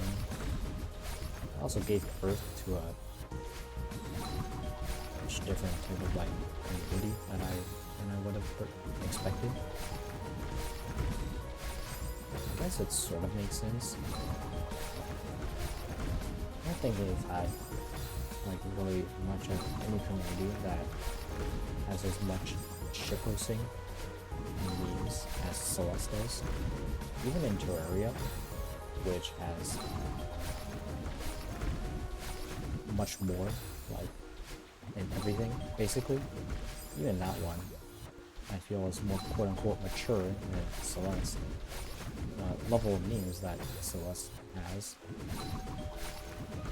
in regards to pretty much everything, is absolutely beyond me. There are probably people, I hope there are people in the Celeste community who are older than I am, but still participating in those types of things. And it really makes me wonder, like, am I no longer in the target audience for this game? Because I can enjoy some of these strokes, but one of the other ones, I'm really just feels very gamey, online-y to me, and it has the same taste that a lot of circle jerk subs, a lot of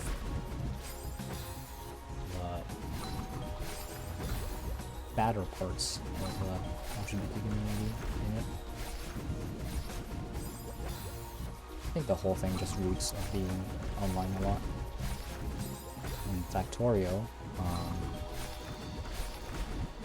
think the audience honestly is quite a bit older, so maybe that's the reason why that feels more mature. Terraria, I don't even know what goes on in Terraria, but I played the game for 1,000 hours. Beat the game, beat Fargo Soul Mod, technically, beat the end boss, didn't beat anything else. Beat Calamity Mod on just Expert mode. None of those games, none of those communities in those games, and those mods have as much shitposting as Celeste does. Feels very alienating. The only one that comes close is Jump Dash, funnily enough. I think that Jump Dash also has that same, they somehow have a very diverse cast in our player base, despite the game alluding to it nowhere at all. Same with Osu. Osu and Jump, the two sides of the same coin.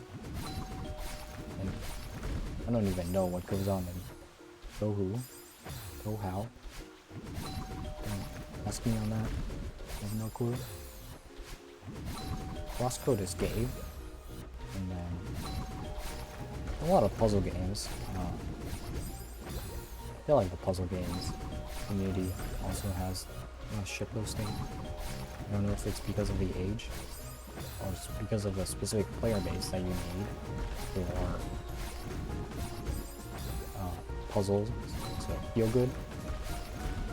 The type of person who plays hard puzzle games probably have like a lot more patience and stuff in those types of categories. And so, do wonder how these communities form. It's very interesting. I think someone should do a study on that for sociology PhD. I mean, also play Roblox sometimes. Roblox community, famously very old, mature. But Roblox is also doesn't beast that really compare Celeste to Roblox. I don't think Celeste fans want to be compared to Roblox fans. And Minecraft is also just way too diverse. Way too big in order to be compared. Celeste is an indie game. That's just how it be. In World of Warcraft, the player base is also generally very old. Or at least far older than like average age in the Celeste community, I would imagine. I am the youngest person in my guild in World of Warcraft. By not a huge amount, but still by a decent relative amount. But when I look at accomplishments and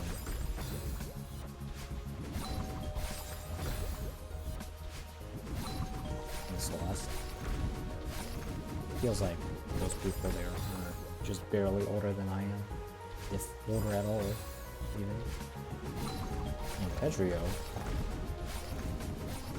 funny thing is, Classic Tetris, I bet, has a lot of older members in it, even if it's the younger audience that dominates the popular play, because they have the thingies that are not driven fractured by countless years of trying to roll the controller. But even in the modern Tetris community, you have Five-Hand, who is like still definitively a teenager, playing one of the highest levels in modern Tetris. It sort of makes me concerned.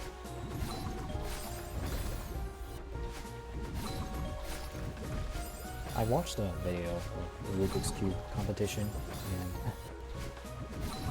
you look in there, there's no people over like 30. It's all either like 20-somethings, teenagers, or like 4-year-olds, 5, 6-year-olds,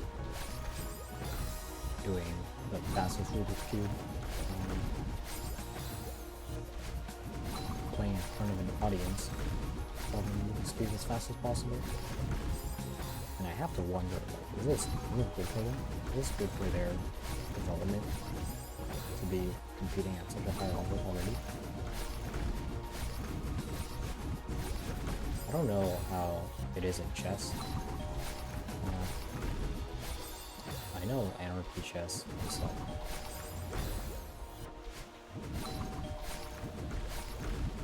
alright, I'll call them immature, even if they are kind of funny about it.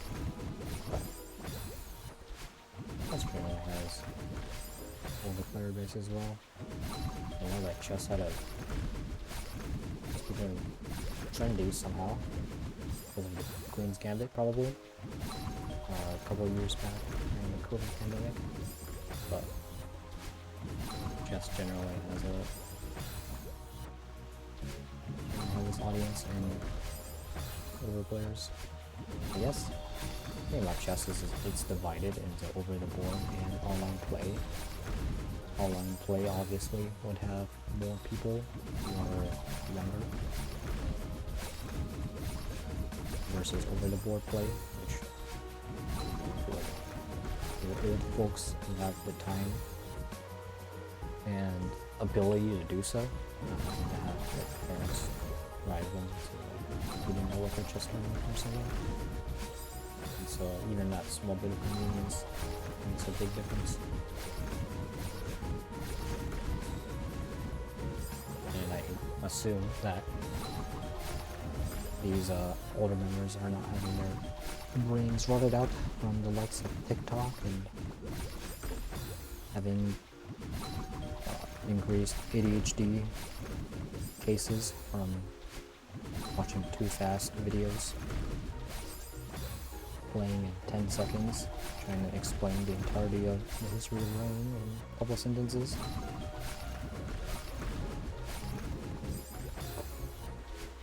Oh, I still like look at stuff like movies and TV shows, and there are still people who are watching those.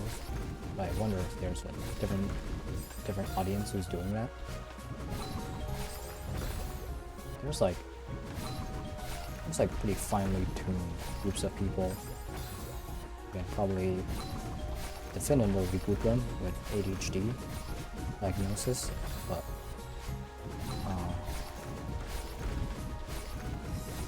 it's pretty different people doing different types of content, and occasionally they all congregate together in some fashion, maybe on chess, maybe in a TV show or something. But in general, yeah, I don't know. It's a very complicated topic. And you have to wonder if you should even go searching for an answer at all. But anyways, I'm in a Tetris server for like T-spins and stuff.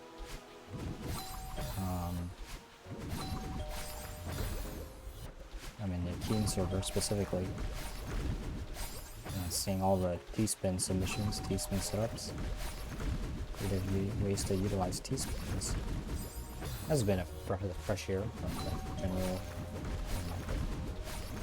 Tetris community. When you look at Kez's new videos, not the ones that were released around the time of now, when I'm recording this, at the beginning of August 2025. But the ones a little further back that are not his guides, doing like stream highlights and ADHD editing. And you look at the comments of those videos, and I think that's quite exemplar example of the general state of what I perceive average gaming community to be. Looking at the comments on some of these Tetris videos, I think it can give me a glimpse as to what the general player base is doing in terms of games in general, and what the younger generations are doing. If I'm considering doing a Hyanodon's playthrough in Factorio, I'm definitely a very special niche of players in some aspect or another. Having the determination and persisting in that determination for a very long time. Reminds me of reading books. I haven't read a book in a very long time, I should really get on that. I don't really know the trial. The one that catches my eye the most is the Trial by Kafka. I have a lot of books in boxes that I have yet to unpack. And since I'm not going to be leaving this place, well, since I am going to be leaving this place relatively soon, still I'm going to unpack them. I make a promise to myself to start reading a bit more whenever I'm bored instead of trying to scroll through social media. I think it's kind of a hard thing to do, to be honest. But like a lot of things, when I get into it, then it's more easy to do as time goes on. Having a schedule makes stuff like that happen.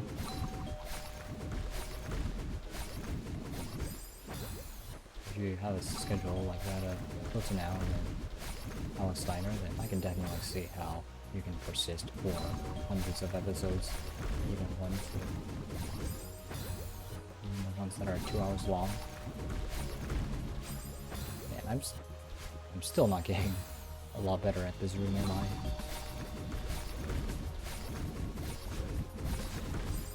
Forget about multi-days. It might take multi-weeks to do. That's just the way that I'm going to do it. I should really try to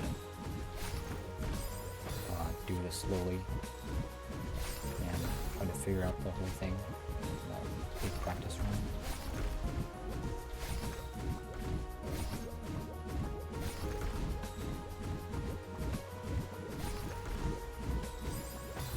I was upright. Maybe I'll try to do that instead. I'm trying to do the whole thing at once. I'm kind of tired of just mashing my head into this.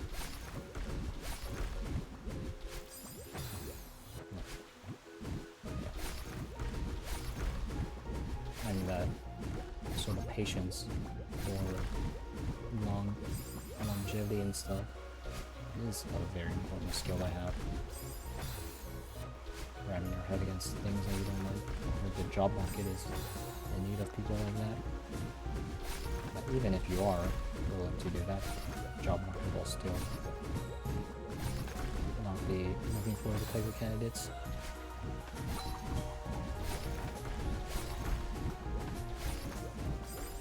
Yeah, definitely fast bubble needed for this entire section.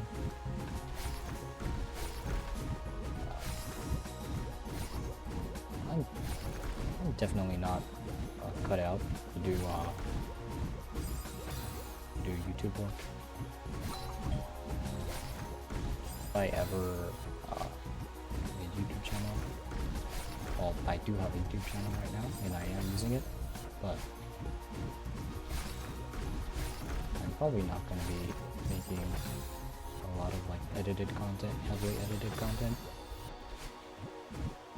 Because editing is kind of boring after having tried it out a little bit, and it's kind of tedious. Of course, it'd be easier if I got more practice with it.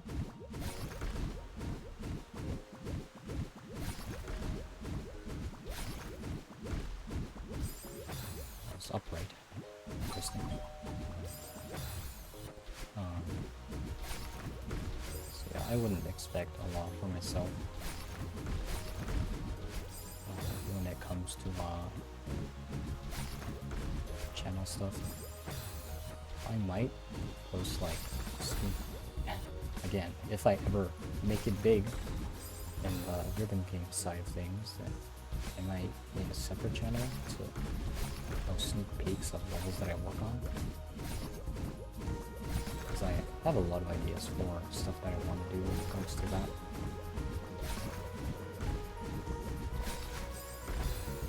But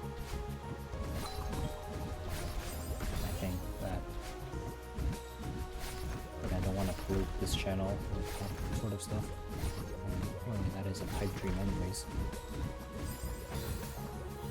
That sort of stuff would be very far in the future if we were to do it. Doing this a slow way is very nice sometimes. But it stops the stream of thought that the entire reason that I opened this level and started recording is to record my streams of thought. And if that's not something that I'm doing, and instead I'm just playing Celeste, then why didn't I just do this on my own time? One thing that I noticed is missing, well, I don't know if missing somewhat, but one thing that I noticed is not there when I try to search for it is like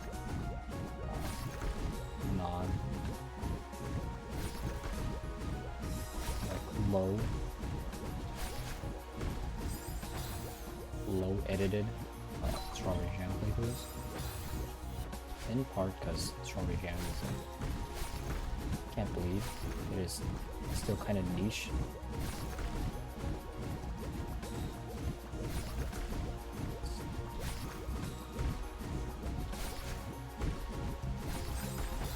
It's big enough to have its like its own marking on the Golden's list. See, but it's niche enough where there really is not a lot of videos talking about it. There's even less videos playing through the game.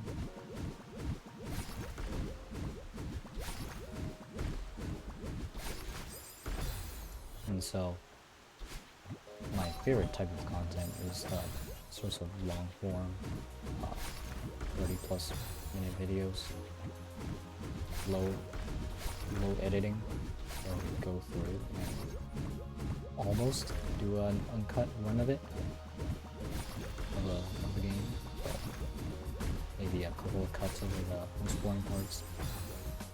Whenever I try to search for those types of videos, the only ones that I found, well, usually they don't exist for games that I play. That's the most common type of concern. But with other ones, is all of them are extreme VODs, and while I can appreciate some edited stream highlights, I'm looking for like 30-minute plus videos, not for 5-minute. Here's 14 hours of a stream comes down into 5 minutes, and so there's not a lot of videos on my liking that are up there on YouTube. Indie Game Chris is someone who plays the games that I play occasionally. Games are still pretty niche. For games like Hanano Puzzle and Hanano Puzzle 2, there's really only 1 or 2 channels that upload those videos about that game at all. And of course, it being a puzzle game, those videos are solutions to different puzzles. And there's really an absence of just puzzle game playthroughs on YouTube in general. I can see why. In general, puzzle games are something that are slow. So it's probably pretty frustrating if you already know the solutions for things. The person doesn't get it. But the most common type of videos regarding puzzle games are the rage bait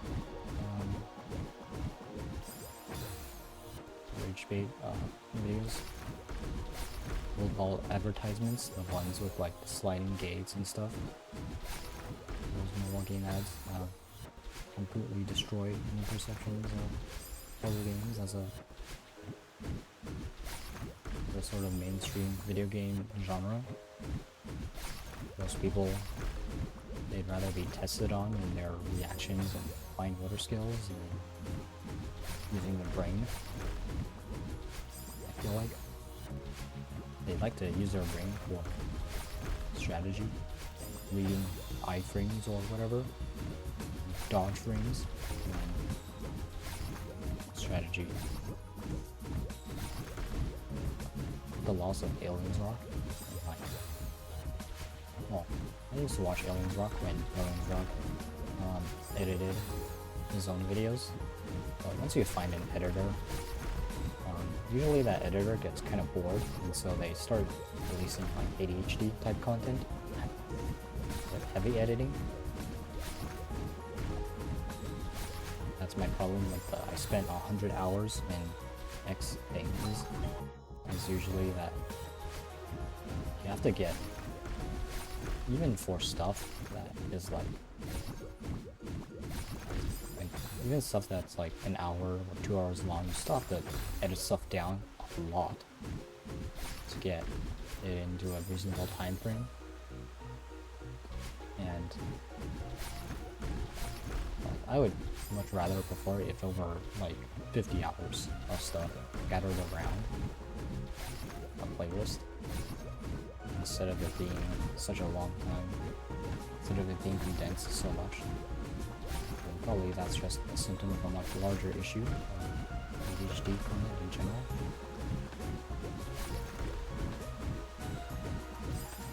That was kind of close. And this is the slow bubble land. You have to do this in fast bubble at some point. Once again, I haven't eaten, so I'm starting to get hungry at some point. Uncut stuff, the stuff that I really like.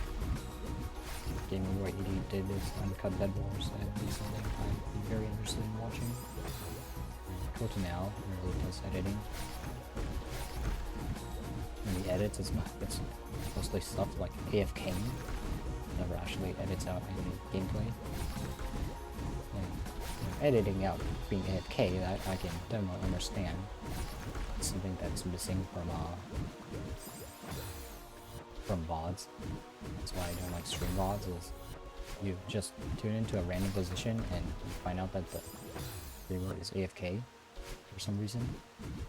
Maybe it's just like a 5-minute bathroom break, but you just tune in at the exact wrong time.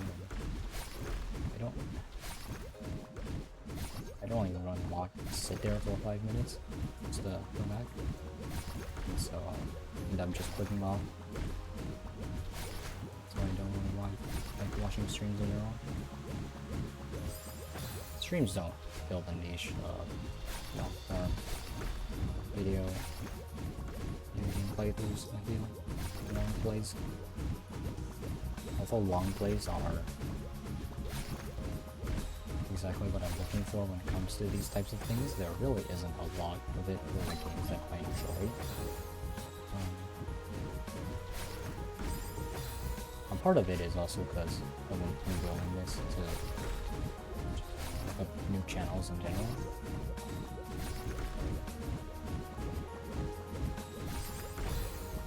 Yeah, I wonder if there's any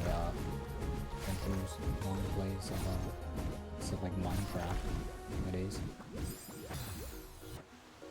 I'd click into one of these videos and it'd be either a 6-year-old or a 12-year-old. I guess all the adults doing other things. Not sure what. Maybe campaigning against gay people.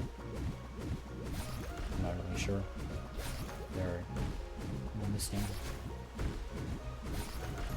in the space that I have.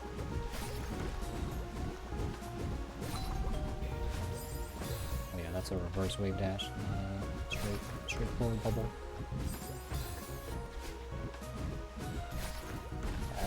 I have to go through this a couple of times in slow bubble to really learn it. Get all the patterns down until I can do it in regular bubble. This is really nice though. Getting the option to do it in the slow way or the fast way. I'm not gonna say that most levels need this, but certainly Alex Steiner would appreciate it. This is what substitute for a save state at times. I think sometimes I just demo too late there, that's when I die. So I'm trying to demo, but not succeeding.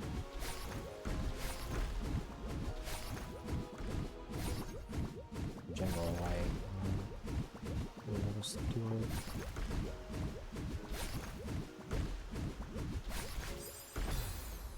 I was too late though. I was too late on the ultra. I think I've also talked about this in the very old Hollow Knight. Yeah, all this new form YouTube content.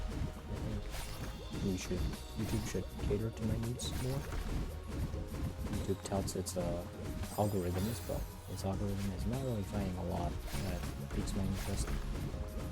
The other stuff that I like is Shaka music and compilations, but A lot of that is just the same rehashed ones from ones that I already watched.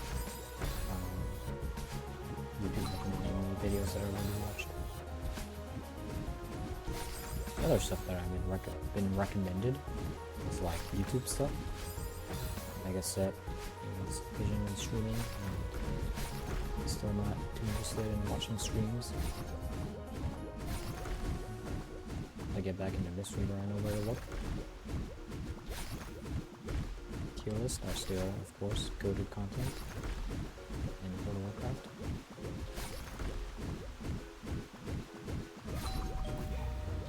They should be making more tier lists about everything. I think should be tier lists on pieces of gear that you could get. How am I supposed to know what piece is whether or not I should place a piece of gear if there's in that tier list for me to decide what to do? Yeah? So that is something that is definitely missing. I guess I can watch World of Warcraft tier list on what is the best, what is the spec for the upcoming patch, but I just have no interest in DPS specializations or any specializations that I'm going to be playing. I'm going to be playing a new spec. It's going to be a mid-season thing.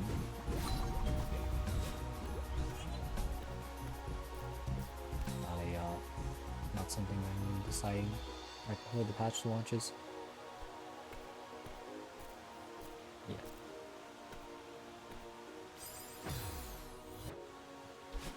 Let's get there a few more times. Doesn't have to be consecutive, just a few more times. And then maybe I'll be ready for doing the whole thing in fast forward mode.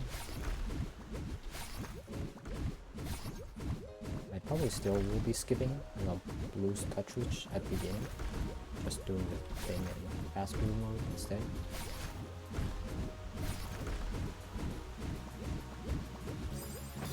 What was that? I think I tried to jump instead of dash on the wrong over of events.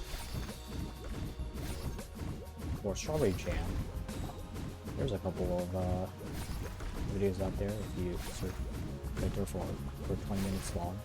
It's either rainbow berries, getting every silver in our lobby, or it's streaming stuff.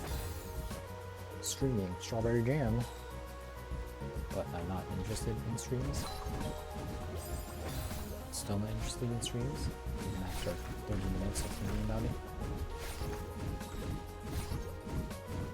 Still, I prefer the low editing, still some editing, not stream mods, 40+ minute videos.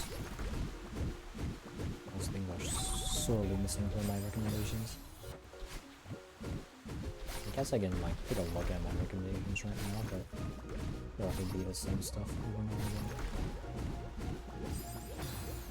Speaking of Yelling's Rock, I once had that kind of low-medium amount of editing, which was fine.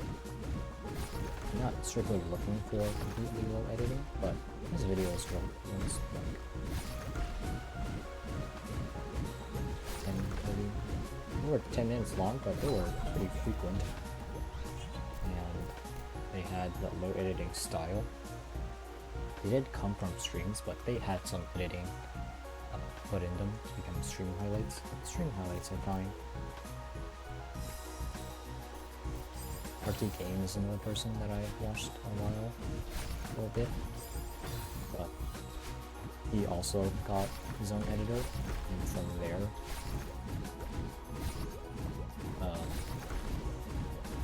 the editing grew in intensity. I think the same happened to Nesta as well, but Doggy was very entertaining. I liked his editing style. Even if it was the ADHD type, it's just that after a while I think he found a different editor, and that one I didn't like. I don't know who they are though, because you know I stopped watching. I didn't like the editing after a bit. And for Nepesta, I think I was accustomed to the faster pace, so the slower pace was unexpected, and I didn't really like it, especially regarding like, the content in those clips, and plus just a couple of other stuff that are not related to the editing that made me want to stop watching Nepesta. But the result of all of that, unfortunately, was that I didn't find anything to replace it. And so my recommendation sort of dried up. Didn't really get anything that I want to watch for a while. Right now, the most exciting thing that I can do is rewatch the old videos 7 years ago when I was playing some puzzle games. That would be interesting. Fish Fillets 2 looks like to be a brutally challenging puzzle game. I don't know how hard it is with respect to other hard puzzle games, and it's definitely something that must belie how difficult it actually is. Maybe I've played myself, but I think I'm too deep in for it to be a very pure playthrough, and so I think I'm going to elect to just watch the playthrough, and, you know, the second playthrough of it by Alex. I wonder if there even is like another channel that has done fish fillets, and it's done a playthrough of it and not just a walkthrough or a solutions compendium. I can appreciate having a solutions compendium or a walkthrough on YouTube, but when you search up a puzzle game and that's all you can find, then it becomes pretty frustrating. Once again, that's pretty much the only two things I can find when I try to search for games that I enjoy. Is either walkthroughs or screens, which are much different. I looked at some of the Terraria long-form videos, like an hour long, 2 hours long, and for them, they just condensed their entire like 50-hour Terraria playthrough into 2 hours, and once again, it becomes very sparse, and you don't get to hear like the very minute details of what happens.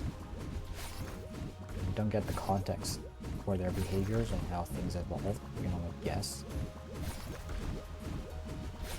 I like having our context of things in mind. And also,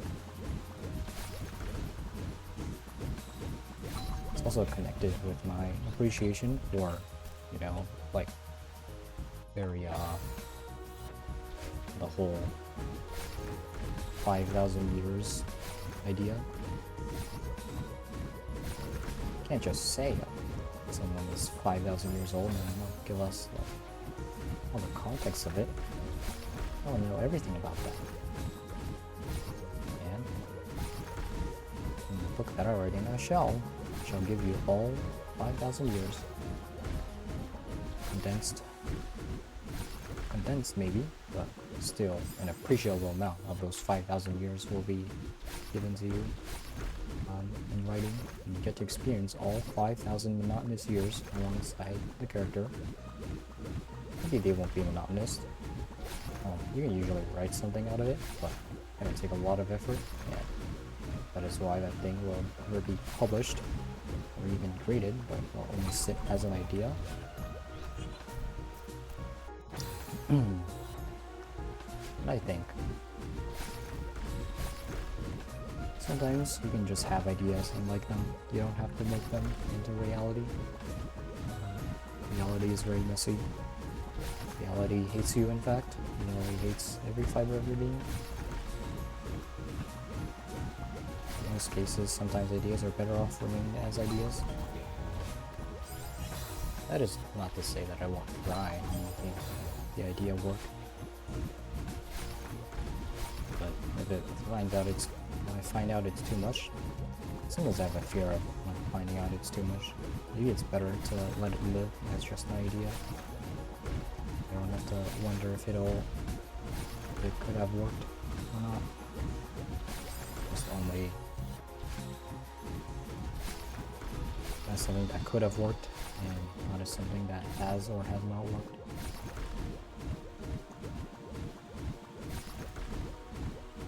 There's a little fear of the unknown, but sometimes if you fear the unknown a little too much, and you start loving the unknown as well, in a very strange, paradoxical way. This berry,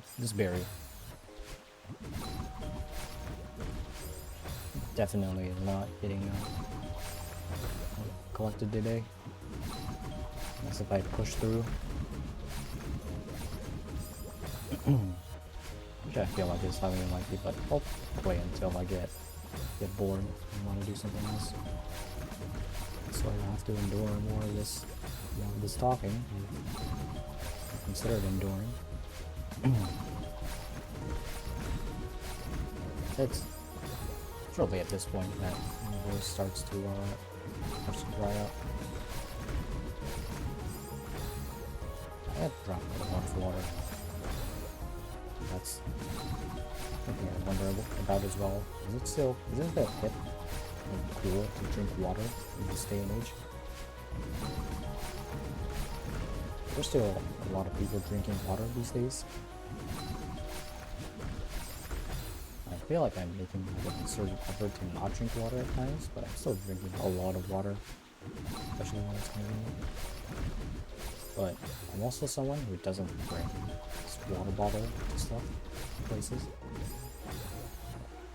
When I'm going to class, even for the ones that are like 5 hours long, I still don't bring my water bottle. I prefer to just drink the night before or a little bit before the event, because I'm not going to be talking a whole lot. I find it fine to just let it sit for a bit, and my body sit with that water. If I remain properly hydrated, like a battery, I don't have to drink for any substantial amount of time before then. But when it comes to like eating meals and stuff, I start cooking my own meals. I had to start cooking my own meals. I'm currently cooking my own meals. I feel like I trend towards having some sort of not water liquid that I get to drink while eating said food. It just doesn't really feel right eating like a pizza with all that grease and you're only drinking water on top of that. It's like, think of the stomach. That stuff is not really mixing well, is it? Your stomach is putting in extra work just to mix that thing, and then it's lost to digest it on top of that. So, hot, bunch of juice, maybe some milk, definitely enough ice cream. Like I should be just dashing there. It's a very long chain of just dashes, but I can make it work. That last one, I don't know if that should be a dash or it should be a super.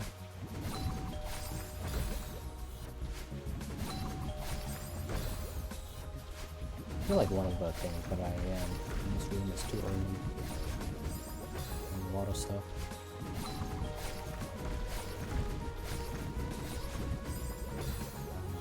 Also holding the wrong direction.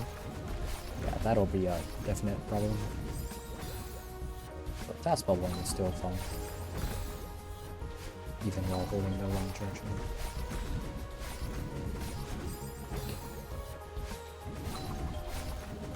It's really fun seeing Madeline just zooming all the way around.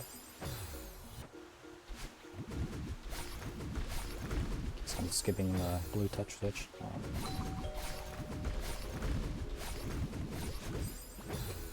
But my philosophy for not, well, philosophy might be a very strong word. My reasoning for not picking up the blue touch, or still picking up the blue touch switch, is because if I'm going to be practicing fast bubbling,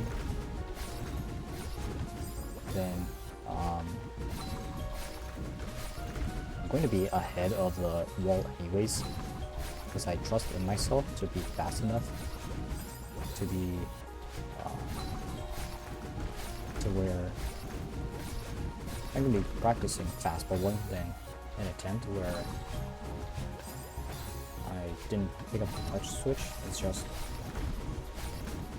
very minute attempt wasted.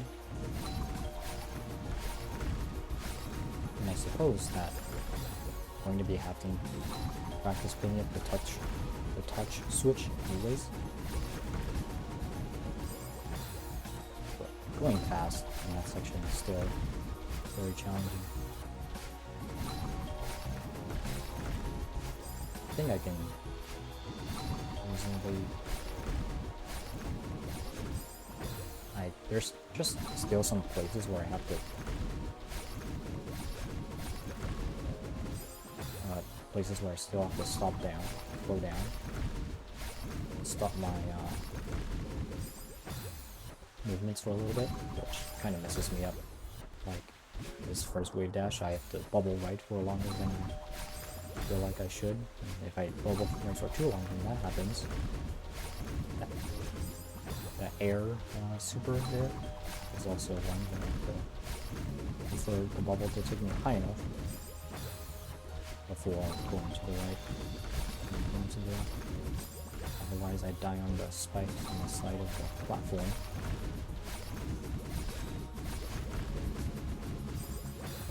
I was down left and very close. I think the practice did do something just a little bit. I should really finish holding a playthrough on it. It's been a very long time. I use Hollow Knight as like a test for my memory. Since I played through the game quite a decent amount of times, and then I'm gonna see like how much stuff I remember, where everything is. Having very good spatial memory in that location. Like knowing where all the mask shards are. Where, like, say, I want to get the dream shield. Where would I get the dream shield from? It's a very good question. Or going to the Kingdom's Edge and do all of the little hidey holes on the sides, being able to know which ones have stuff in them and which not. And of course, just like knowing how to progress in a timely fashion. Speed on getting water queens as fast as possible. And we're trying to do Coliseum 3 no HP, low upgrades and stuff. Or trying to memorize where all of the charm lockers are, and then going ahead and going on an Tom Grave, or whatever you call it. Get all of them very quick once you have the capability. I think I wouldn't remember like what I need for all of them off the top of my head. Probably say something like, get to the end of the game to get them all, obviously. For some stuff, it's like you have to kill Truth Master's Room. I remember the one in Fall Canyon. And I know the one of them is from Coliseum. But I don't know if any are in the edges of Kingdom's Edge. The Quick Slash is there. I don't know if there are any arm notches there. or the most obvious ones like Nail Masters. Yeah, those are pretty easy to remember where they are, where all the vendors are, selling stuff through. I forgot what his name is. Selling the King's Idol, Wanderer's Journals. But there are definitely a lot of less obvious stuff. Like knowing the general layout of the deepness is still something that I don't have a firm grasp on, even with the map. You can memorize what the map looks like, but I don't know. Like, I can't tell you if I'm in a room where that room is on the map and how I should get to other places. I don't even remember if there's a drum map. I don't know the deepness. I don't think there is.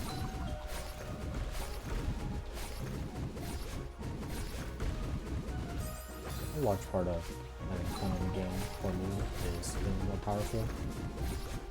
For some reason, it's not the same as WoW. Because in World of Warcraft, skill is a much larger part of it. Sure, like...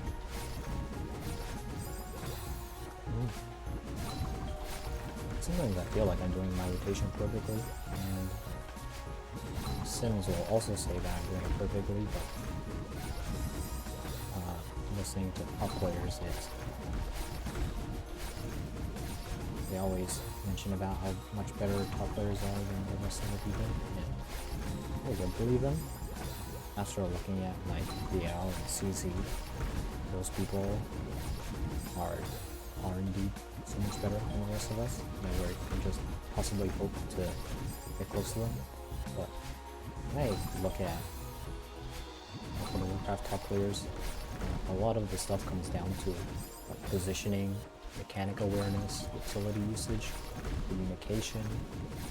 That type of stuff is really hard to quantify.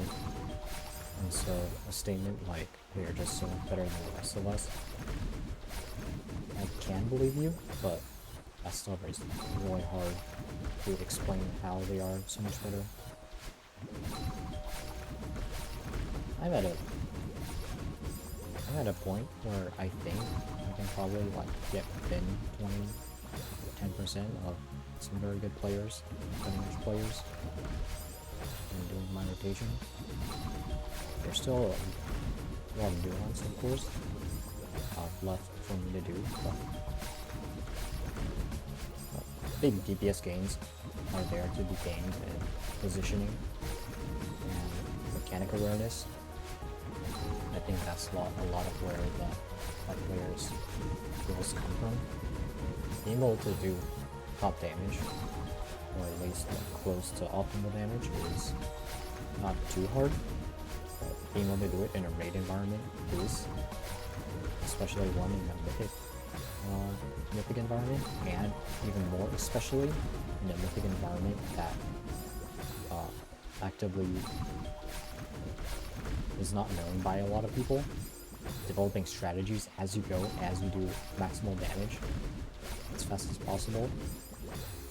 Developing strategies for that is incredibly hard, but it's a skill that is very hard to train. It's very hard to quantify. And so, well, it's not very hard to quantify. You can just like be in a Oyster World first guild, and it's easy to quantify from there.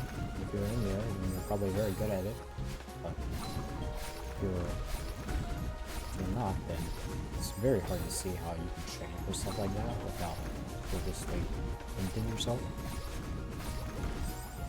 Stuff like trial by fire, get into a mythic guild, jumping ahead a couple of tiers in order to develop strategies for stuff. It's only when you're on the frontier you can develop that sort of skill, which makes the Oyster World first very exclusive to those types of players. And I can probably like do down right into down left into left and reverse super there. in Mining Frontier right now, but that's... I don't know if the spike placement is generous enough for that. Because I suspect, at the pace that I'm going, that it's still going to be relatively close. With regards to how much time I have. And so, I need to look to cut corners. Spinner hitboxes are still very unintuitive. I feel like very weird. They have that little rectangle, and then not quite a circle for some reason, even though a circle would probably be much easier to with code and implement and match up with a sprite a bit better. There's probably very good reasons for those, but one mainly is that one philosophy of game design is they want ingredients to always be in favor of the player. So when making hitboxes, you always want them to be smaller than what they appear to be.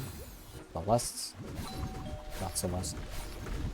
Celeste is a different character. Madeline's hitbox is always smaller than what her sprite suggests, which is a good thing. It probably works that way, and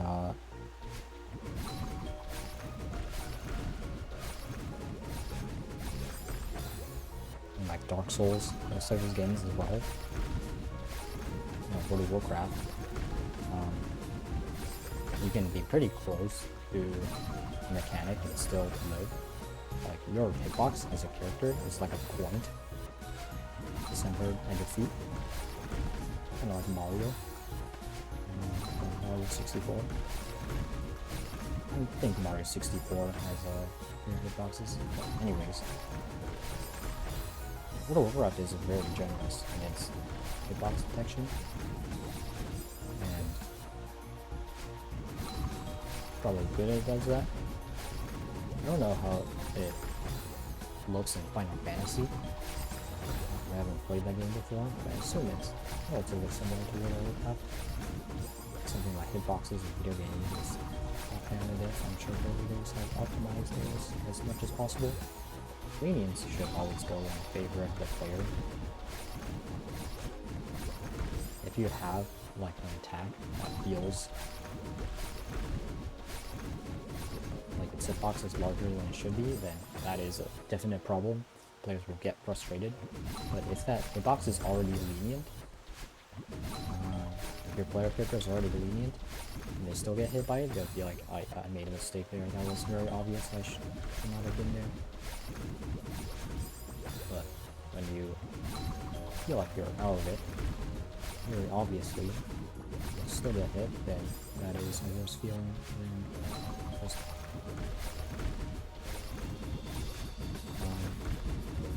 acknowledging that you're in that position. And there's a broader topic about telegraphs. I probably won't get into. LBR telegraphs are good.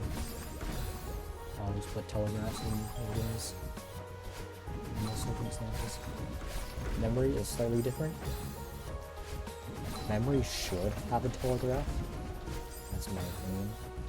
But memory can still be memory. Like if you have a sequence of, say, a rainbow set of doors, and the red door would be death, yellow door would be pass, and everything else would also be death. Then there should be an indicator for where the yellow door is. But you can still have memory. Memory isn't really bad game design. In fact, memory can be a very satisfying game design element. Puzzle games, especially, rely on a lot of memory. And for games like Celeste, like this one, with our muscle memory, is going to be dictating a lot of your actions. And for that, plus maybe you're gonna have to be loading the level for a long period of time before then, and so memory is still fun. Enough to learn.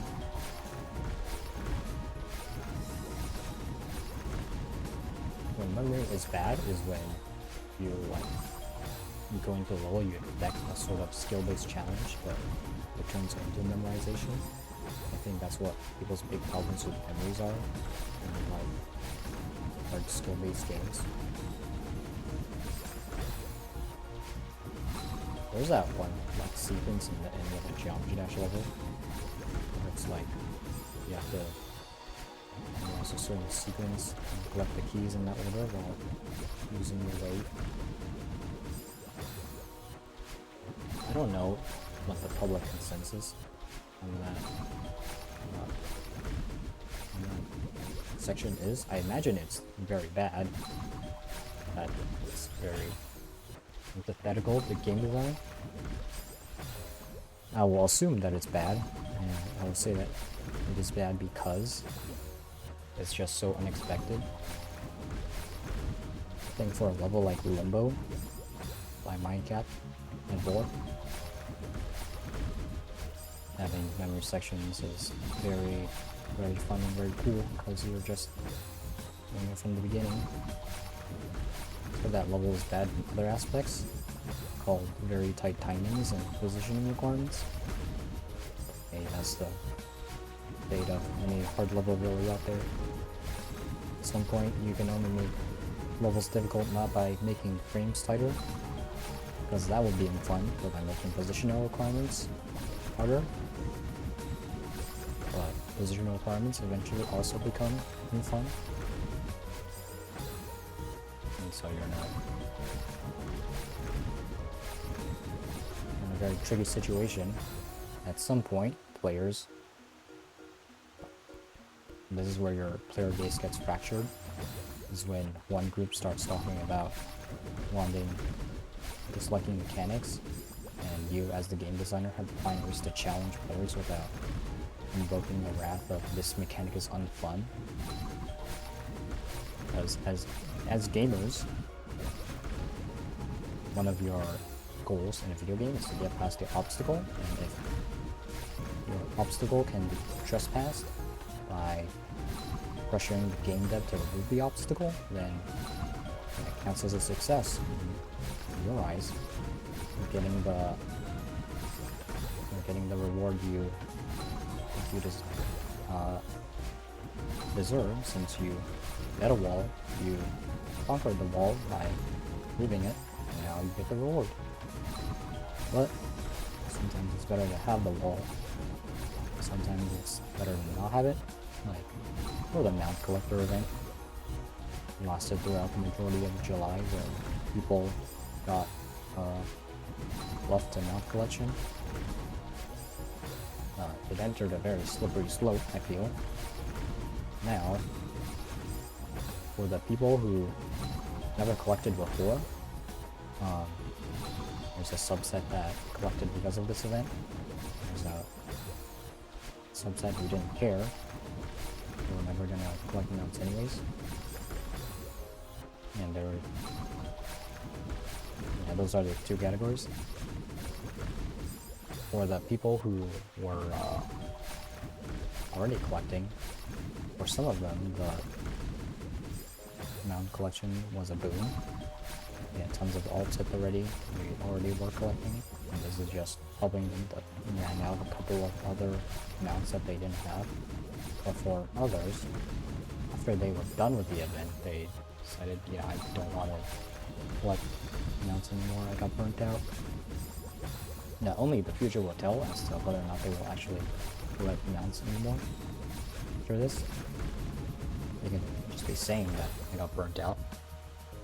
And I also saw a lot of people wishing for higher mount drop rates after the event.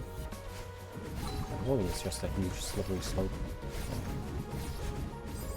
You, as a game designer, show that you're willing to make stuff easier if challenge gets in the way of players, and players get the reward that they want. The main problem that I fear is that the rewards will start becoming less necessary to get. Not in like a, we have to artificially inflate playtime metric through forcing players to run these amounts in raids over and over again. Oh, Baldur's Gate 3, nice. But like I'll lose interest in mount collecting as a whole because of this event. I start to realize, I'm like, what's the whole point of this? But that's just my mentality. Probably very different from other people. I kind of disagree with the whole mount event, but I didn't interact with it, so really there was nothing for me to complain about. The biggest thing that I could complain about was that throughout the entire month of July, key listings and LFG were much lower than usual. Really, that's kind of expected for all the end of season things eventually anyways, so you take what you will. It did feel very bad though, having this in-between season where players are gradually quitting seasons earlier and earlier due to getting the things that they wanted. Most of the grind in World of Warcraft comes from just pushing for a big plus. When players talk about World of Warcraft becoming more seasonal, I think this just means that they're like quitting earlier. They perceive it's seasonal because they go from playing all the time and just getting a little bit more excited when the patch drops to only getting excited when the patch drops, sort of optimizing their enjoyment of the game. Like if it's not a patch, I'll just be doing something else. I think mount collecting is sort of a larger, probably a symptom of a larger issue. With people like wanting stuff. It's not to say that they don't deserve it. Sure, you can have it, it ultimately doesn't really matter. I'm scared about people eventually like quitting the game or something. Not having fun anymore because of these events. It's kind of like borrowing the fun from the future into now.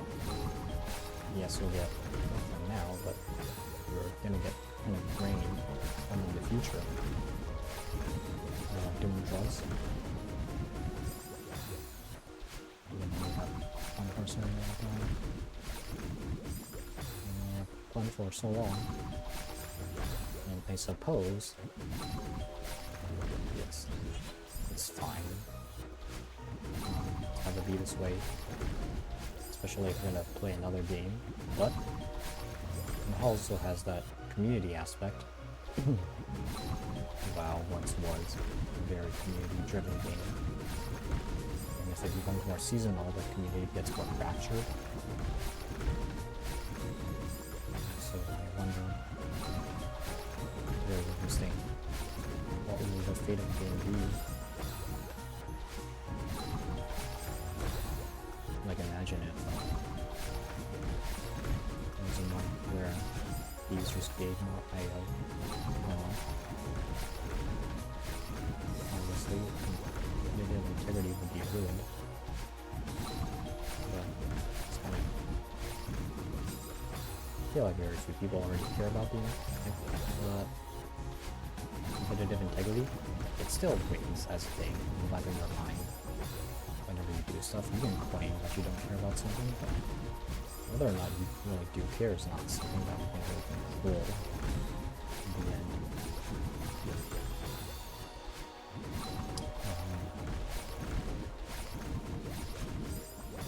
But for me, I never had an interest in farming, and even like this, I like doing mount farm.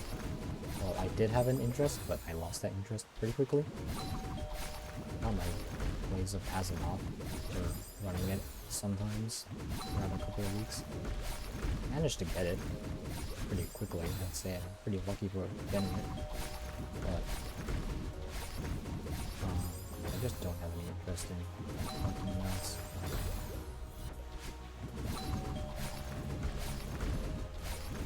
especially when you're collecting them because they're rare. Now, they're becoming rare, and so it's for the collectors is just another number in your mount collection. Slightly increased mount collection percentage. Nobody's going to be using these types of mounts. Most people are only going there to get invincible. That's about it. There's probably a subset of players who benefit greatly from this event, who have never mount one before, but they've heard about this event and they start mount farming afterwards, in spite of the event.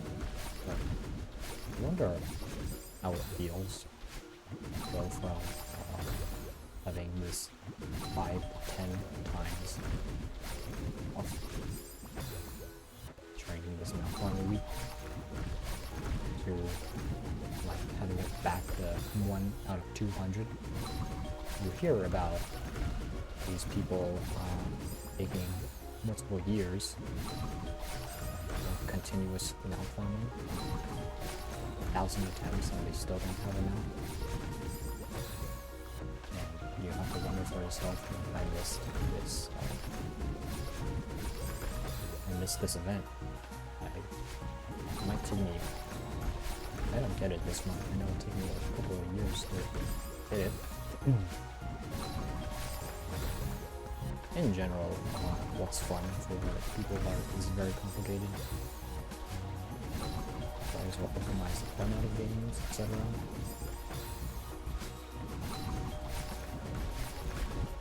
Something that I'm probably not really qualified to talk about.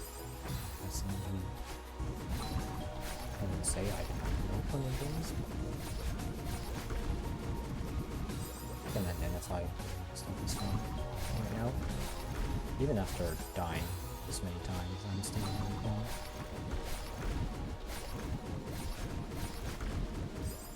Because just doing the moves inherently is fun, but how fun can mount farming be? I suppose it's relaxing. Relaxing to mount farm. I can see the appeal in that.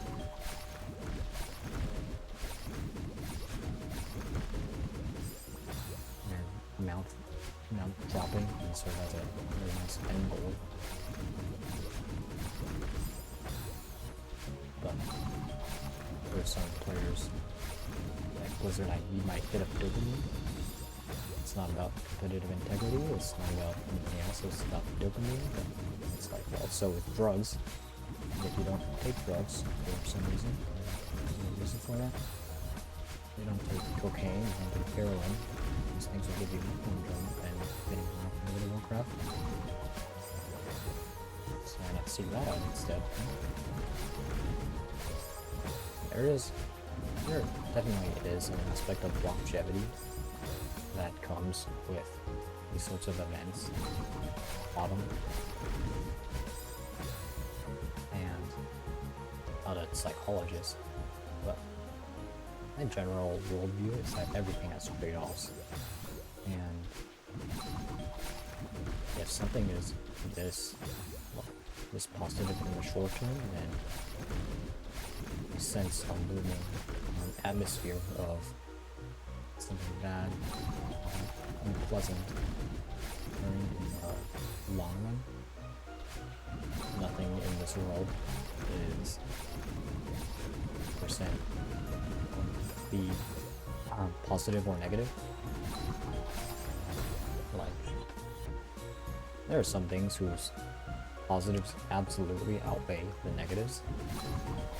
If all the billionaires in the world just started having a lot of money, started paying their taxes even, if every billionaire in the world started paying the correct amount of taxes, and tax evasion ceased to exist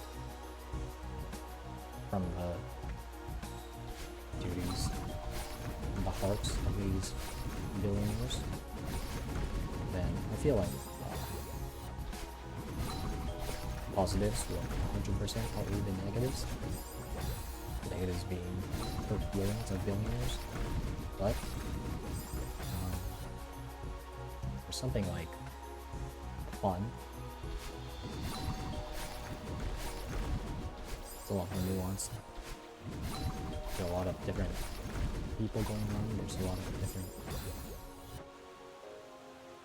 player bases. Entirely different player bases who are interacting with these and also intersect in various manners. We can probably even call this intersectionality. I do wonder what the impact of all of this is.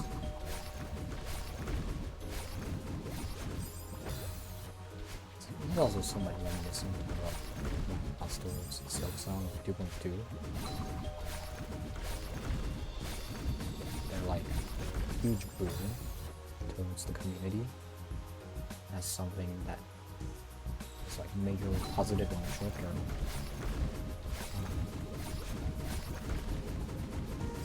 But, well, for me, I wonder on the long term, I feel like probably went left. Quickly went left.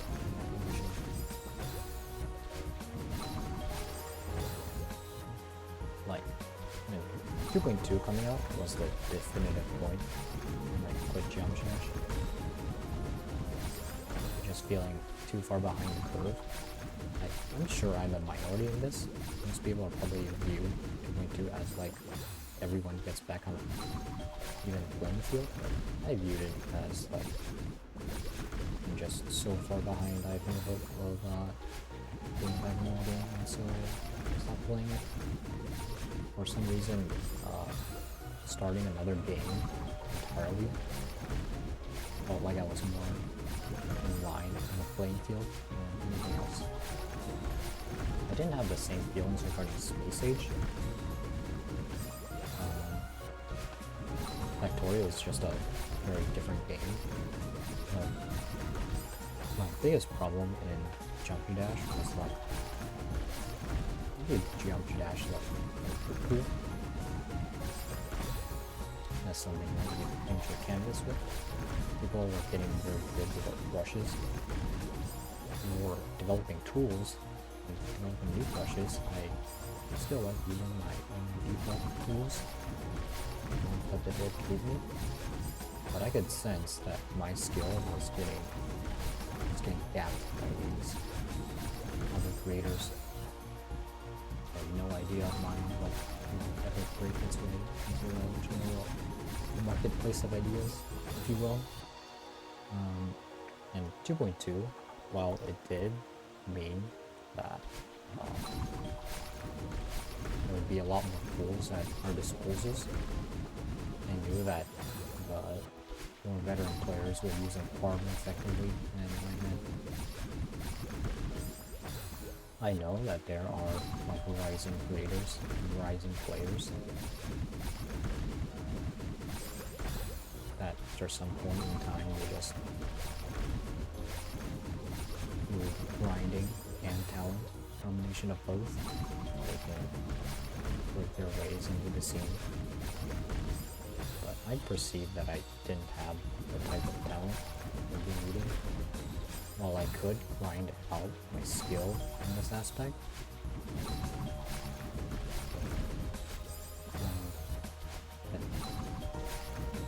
it must have an interest to do so. I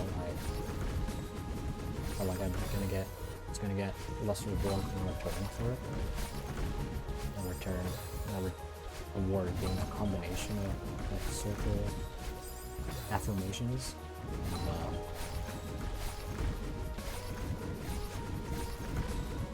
excitement of seeing works of mine being realized.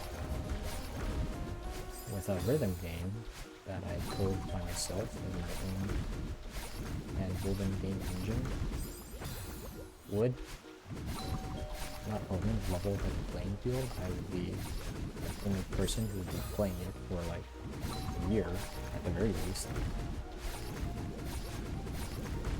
So that's, well, that it isn't an even playing field anymore. It's all cheating, but it felt better controlling the pace of my own development. It feels better controlling the pace of the game than it is relying on like a community. When you have levels releasing every other week that completely destroy, blow away the community in a new way, and it has that sort of TikTok effect, Instagram effect, watching someone a lot more powerful than you. These kids are having a random hypothesis. Age of 12, what are you doing with your life?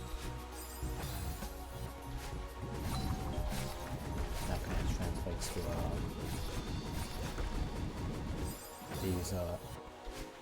these players these creators are creating masterful levels 10 times better than your best idea you could ever create. And it only took them 3 months. You, who still has several years of learning to go through, will never hope to match them in that regard. So what hope do you have to achieve the same results?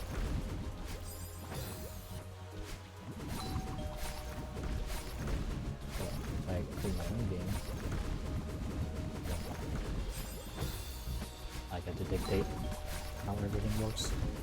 And if I were really a crying baby, then I could just straight up delete whatever stuff people make in my game that is better than crying. Obviously not a good thing to do, but certainly possible. And it's little stuff like that that affects your mentality at times, in the strangest of times.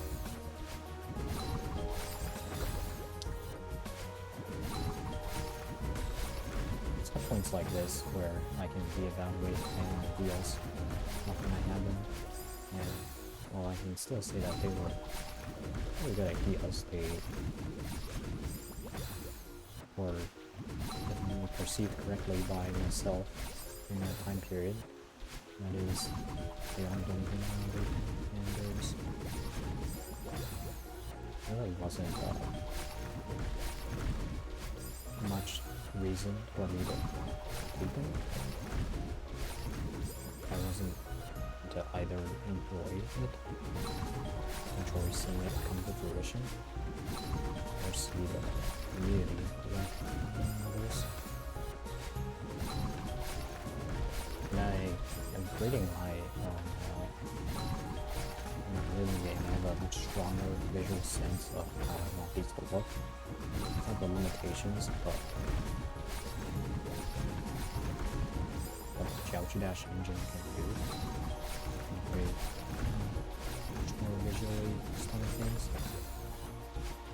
I know that the first thing that is going to occur in this game, if it happens, is that someone will put bad upload for it.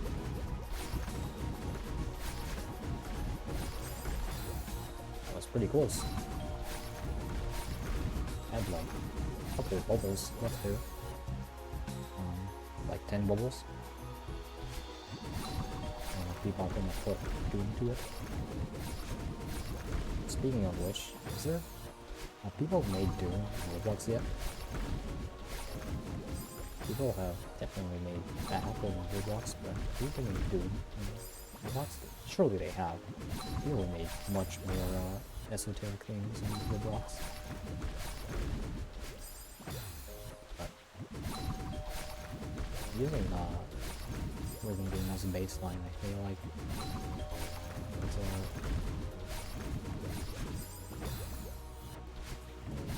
a sandbox. You can feel the gaping full of people who like sandbox games but don't have the patience for them. Like Minecraft or Terraria. Rhythm games have that same artistic appeal. In Minecraft, you can build your own houses, you can build your own logs. Well, that was just a lag spike. In Minecraft, you can have your own builds, I guess you can make your own adventure maps if you really so wish, even though those are kind of out of fashion. You can make your own servers and game modes. I don't even know what the average Minecraft player is doing in their Minecraft worlds. Are they just playing survival normally? What type of houses do they create? Okay, very interested. Here. Is it truthfully the one that RT Game did his Minecraft playthrough? Something like that? So if so, that'd be crazy to still have that whole form, like Minecraft stuff.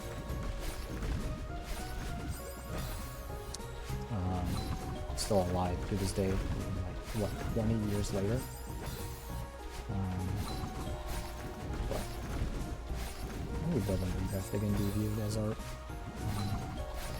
Art is a very broad topic, but the thing that differentiates rhythm games, Geometry Dash, and Minecraft, versus something like Dark Souls or Stardew Valley. In Stardew Valley, at least from what I've seen, you can only decorate your house. There's using like specific furniture. The World of Warcraft furniture system, housing system, I suspect will work a similar way. You just get a bunch of specific furniture, you can just place them around your house wherever you wish, but it's still the same pieces of furniture. For the case of Minecraft, blocks have different meanings. You can, for one, you can create map art, but regardless of that, you can create like a temple or a dungeon or Sabath or ziggurat or skyscraper or a pyramid. But in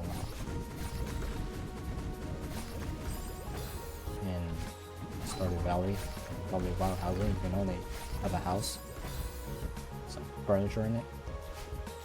Maybe everyone places their furniture in different spots, but it's still the same furniture at the end of the day. Yeah, you can mix and match or translog, I guess, and from there you can get a level created. But in general, they're not really. It doesn't have the same artistic freedom that Geometry Dash and Minecraft has. In Geometry Dash, the things that people have done with what the level gives them, using just move triggers, rotate triggers, and move triggers, probably more than that, making entire movies, getting pretty close to whenever this gets thought about in my head, I also think about Knight Rider. That level is very stylistic and steamy. That's something that I really like about games, is when they have a very strong theme. Just like Celeste games. I guess it's not a very strong, like, still a very abstract theme, but still a very strong theme regardless. And the gameplay can be set up as a art form by itself too. And it's downright.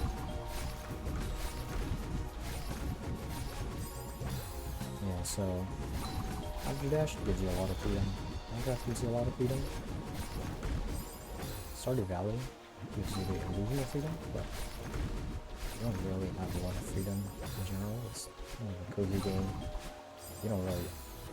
I don't think players would want more freedom. Sort of people who live very uncertainly, people who live in very uncertain situations prefer to have their situations controlled by others. It's very appealing for them to do so. But for people who have a lot of freedom already, or having a lot of freedom can mirror a boring real life, where really nothing is happening, and they have to self-actualization, like Maslow's pyramid of needs. Getting slowly better at this over time.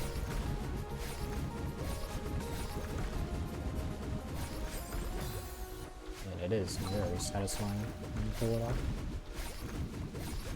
You just have to get there.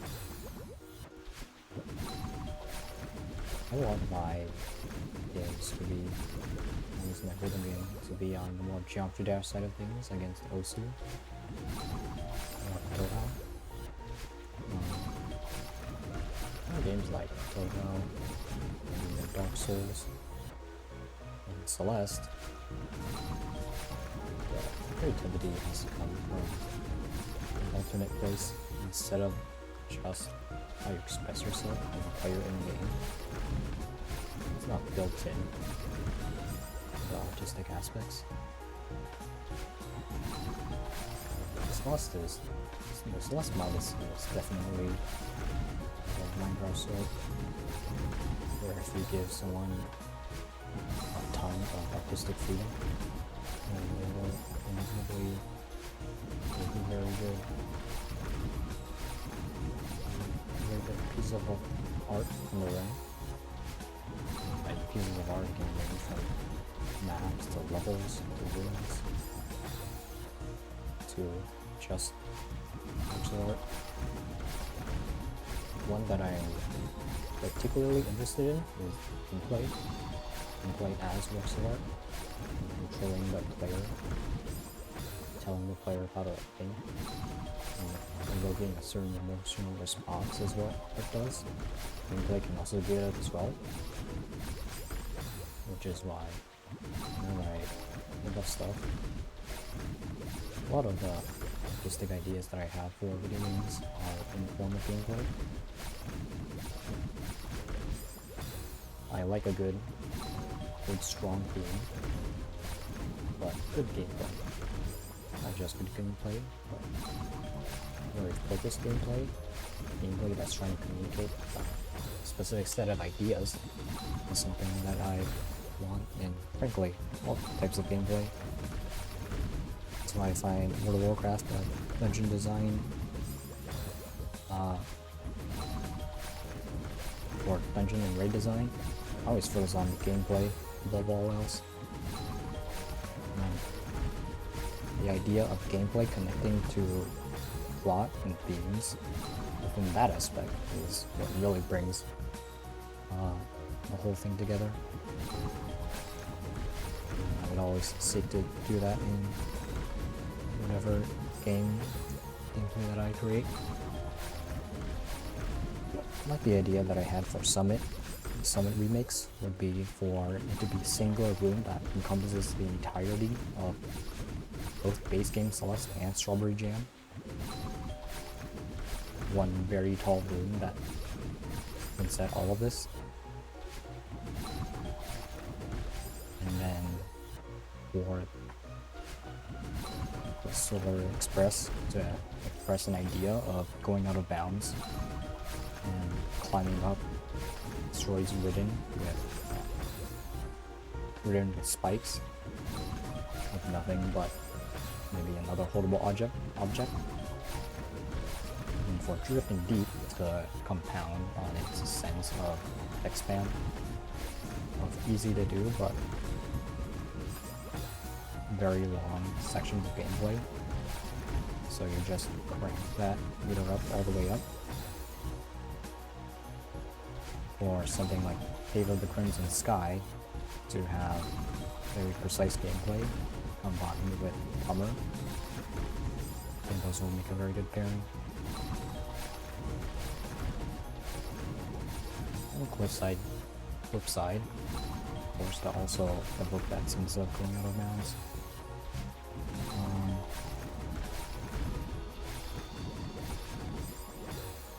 It's a general sense of wanting levels to reach their natural conclusions.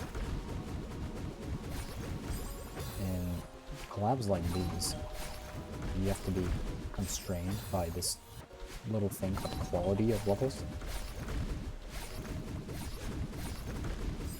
I've heard that people, when they're playing levels, they want the levels to be fun to play as well as having good gameplay and good theming. So, might be a little bit of a pipe dream to include all these aspects when the design of these, the inherent nature of these ideas makes it so that they have to be pretty difficult when their very nature is having more of something, then having that more not extended difficulty as well would be pretty jarring, I feel.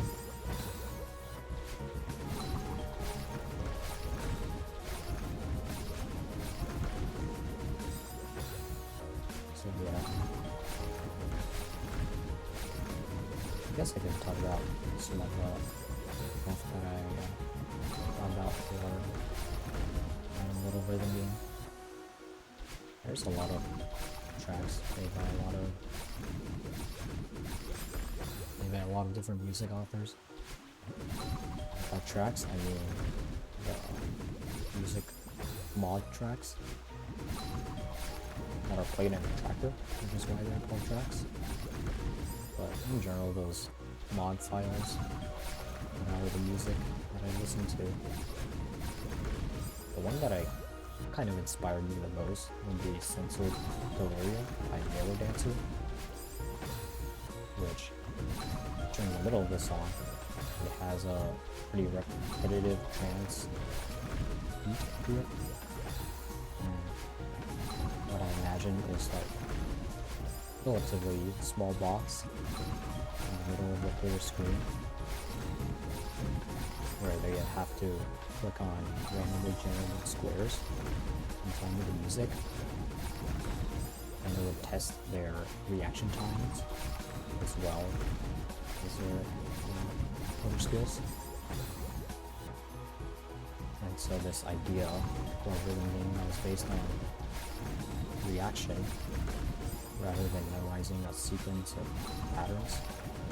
When the rhythm is still there to assist you in timing, but there's a lot more freedom where you're able to go about it naturally.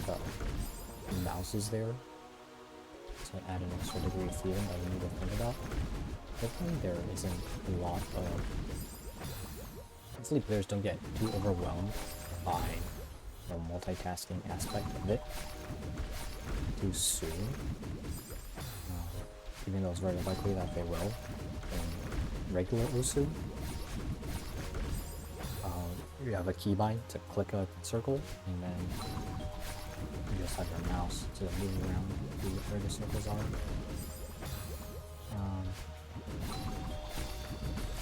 Kind of extend that, but I feel like you don't really need you don't really need the time, how fast, how close the player is to the player circle in terms of time. When the objective in my game is more to understand what your fingers are doing, control your fingers, instead of just like, I think at some point in the rhythm game process, you'll enter a state where you recognize the game elements so fluidly that you just naturally press the correct response, and then the difficulty comes from either making sure that response is as correct as possible, or changing it. Now, changing it is a source of unfun for a lot of players, I feel. What once was working for a very long time, now isn't. And it feels unnecessarily tight, even if it doesn't have to be. It's just displaced in another manner. And start feeling frustrated. I don't care about their frustration as a game designer. Honestly, this game is mostly for me. I feel like that's a good thing. This game is about finger puzzles that your fingers have to do. When you see an orange tile, you'll have to immediately think of red and yellow. When you see cyan, you have to immediately think of blue and yellow. You see teal, and you think blue and green. And your fingers have to be directly mapped to that sort of action. And my goal as a designer would be to make them be very clear on what sort of inputs they have to achieve. In the harder stages, the level becomes such that you can't consciously think of what inputs you're going to do anymore. I think at around intermediate to advanced level is where this probably already begins. Where things just come too fast for you to simply react. You have the muscle memory in a way. You have to turn a 3-button press into a 1-button press that involves 3 fingers, so to speak. So if a white tile appears, you only need the necessary wherewithal to press 1 button in order to press all 4 of your fingers to resolve the white tile. And so it'll be very challenging. It'll be a very internal struggle instead of one that's external. I find it very frustrating in games when I do something and it's just because I was a little bit off in timing. But maybe that is a better solution overall. Because then the other side of the difficulty is when your fingers just won't listen to what I'm going to tell it to do. When old problems start reappearing with your inputs. With Celeste, the inputs are pretty complex, but the main challenge is still in the timing, when to jump and stuff. For Dark Souls, the difficulty is in the timing, when you should press roll, press attack. You have to react to the bosses doing certain attacks. And this one, I have to jump, and then I roll backwards twice, and then roll leftwards once. You develop these little strategies, and then execute them, and you win. Or also, you just quit stuff.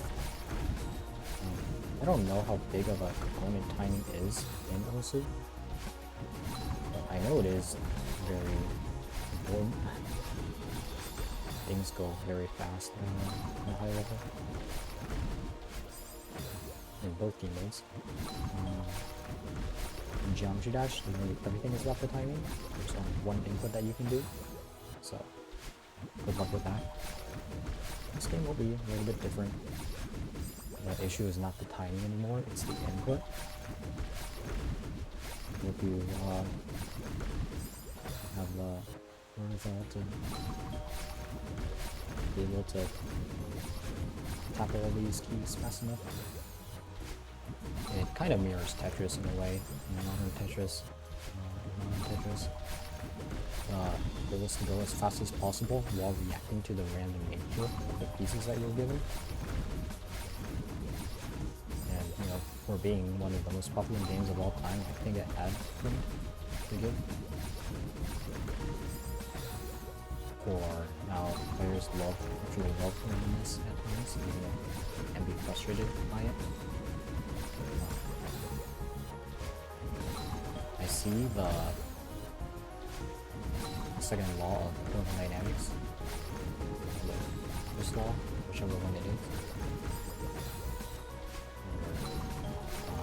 Fun can either be created or destroyed. When you boot up a new game, you already have a set amount of fun that you're allowed, that is generated from you learning about the game and expecting a certain amount of fun from it.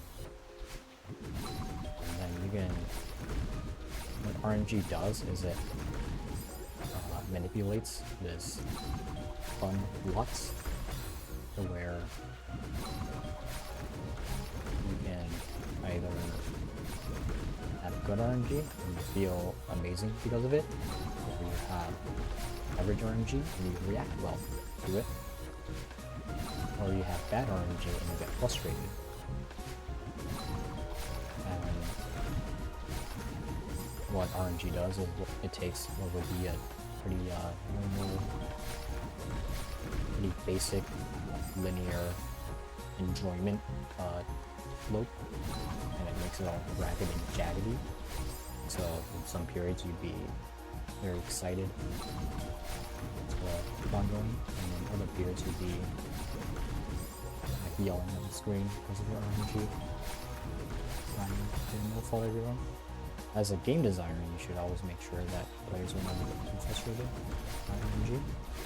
The roguelites, and this is, they just don't care. For roguelites, there's no such thing as bad RNG or bad plays.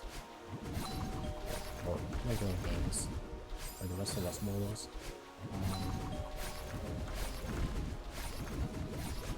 RNG can be frustrating at times, but it gives better moments, much more enhanced flavor. This is what I think Christian theology also talks about. You can't have the good without the bad. The concept of getting salvation from eternal suffering here on earth. And, evil people receive eternal damnation, or their pleasures will them on earth, and that's stuff that makes them feel good. So people can feel justified in their suffering. It's also connected to the industrial fallacy. The world is always those who do things good, and there's people who do things bad. Never mind that good and bad are pretty subjective. But yeah, randomness can be fun. It's always very random. Our board is random. So I don't feel entirely unjustified putting randomness into a rhythm game. I see that Tetris has kind of done it. Making Tetris into a rhythm game. It's been explored as a concept. Nothing came of it. Probably for good reason, but also because how much effort was made into it. Tetris isn't really a rhythm game-esque game in general. So maybe a more concerted effort, more focused effort when you're putting RNG into a rhythm game anyway. That's what my thought was. The sensual deliria has both positional and finger tile color randomness between where the piece of spot and where the mouse has to go. When you direct at both of these, getting in that flow can be very satisfying. Very future satisfying. Upwards, not in time. Very close though. This will definitely take some time, but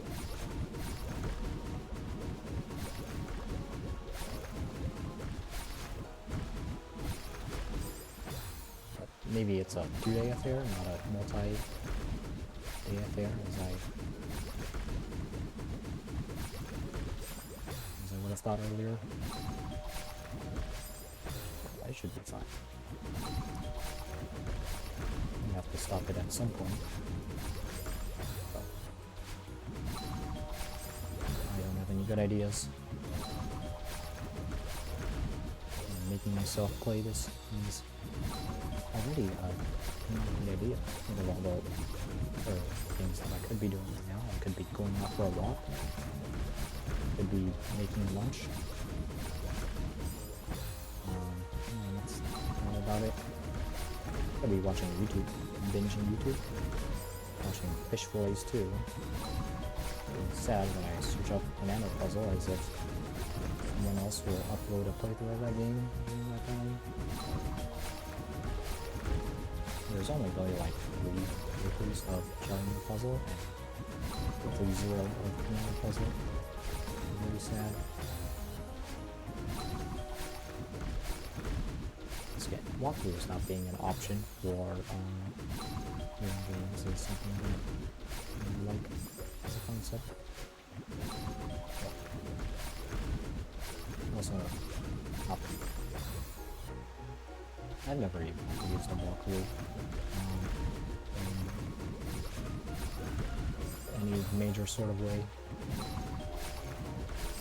My view is that if I'm going to be using a walkthrough for a game, I might as well just not play that game. I've never wanted to compromise on part of a game being enjoyable, but another part of the game being so bad that you needed to skip it.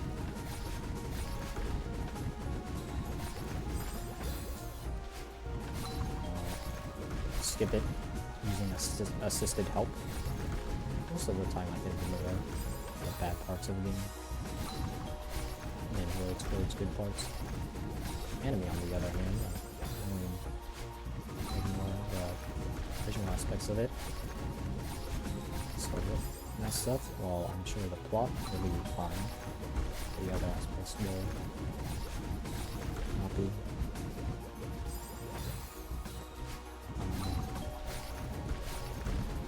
Also,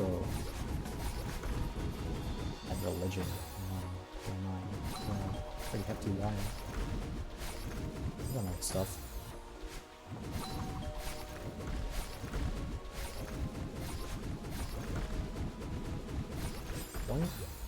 One thought that I had is that there's a lot of like Christian symbolism in media. There isn't a lot of Hindu symbolism in media, at least I don't think. And of course, any Chinese philosophies of thought is also pretty rare.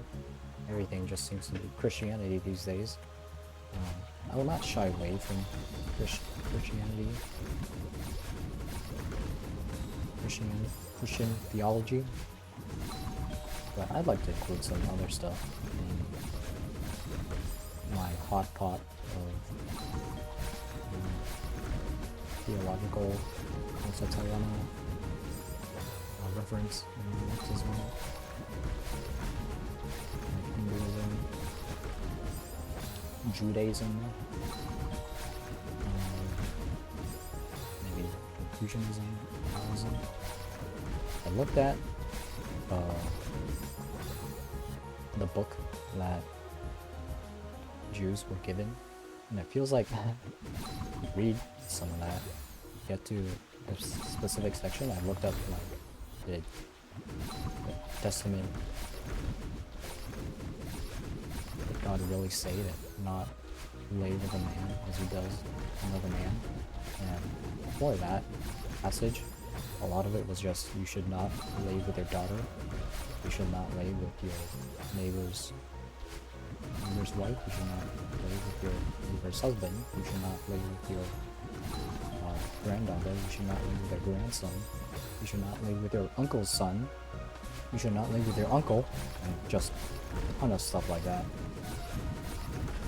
What I thought was pretty funny, but maybe that's the wrong word to use. But I'm more interested in like specific cool sounding words for theological concepts, like apokatastasis,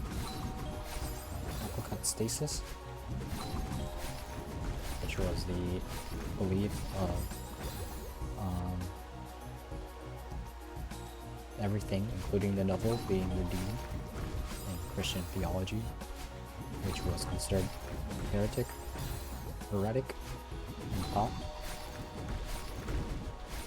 And that's just a pretty cool sounding phrase for something, right? Like, yeah. I'll think of myself for being a little too on the nose when I'm trying to create my own names with stuff.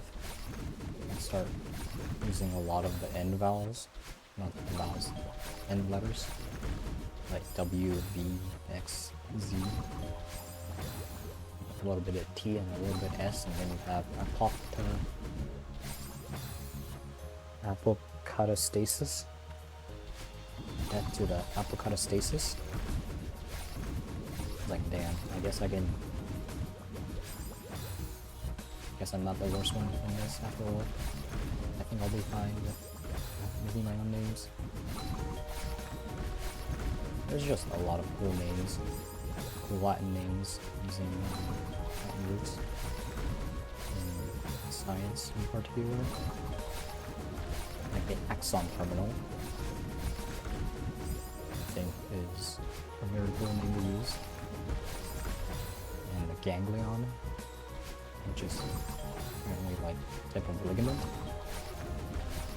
part of a ligament, something like that. And so I think I should have one phrase. I want to make a tower defense game. If I were to create upgrades, which I am going to create upgrades if I did the tower defense game, then these will be names that I borrow from in order to create upgrade names. When I'm thinking of my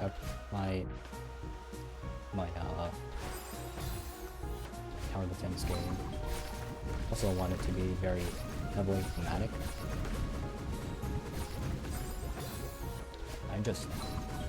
That downright is very hard for me for some reason. That's fine. I'll just let it remain hard. It'll get easier at some point.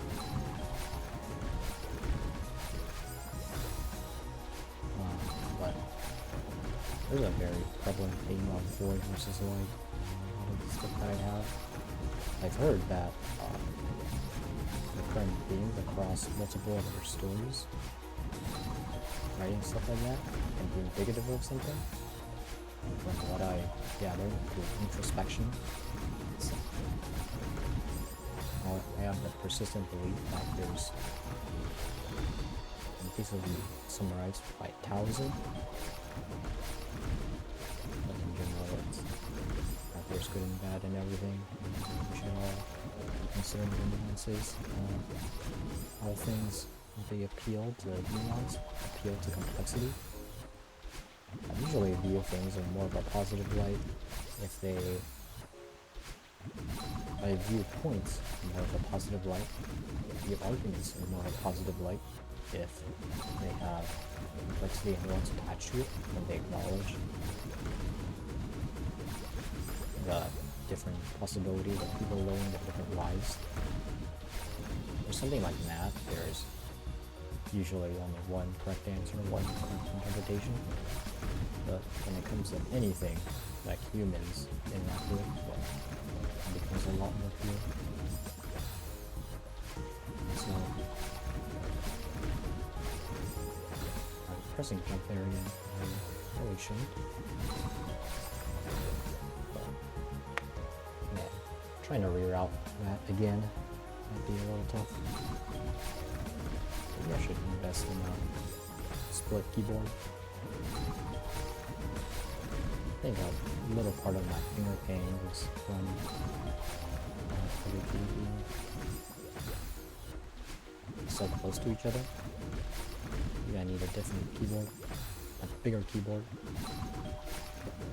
light and dark. I don't know. Like a light side and a dark side. Light is evil. Dark is also evil. Don't trust anybody. Don't trust me. Tell you how to live your life. Just not give me life. I'll tell you. I have all the solutions that you want to need. Just give you and I'll tell them to you. Yeah, that's the new theme. I like making supposedly pure characters lie and having the evil characters be very truthful, very straightforward, but very one-sidedly evil.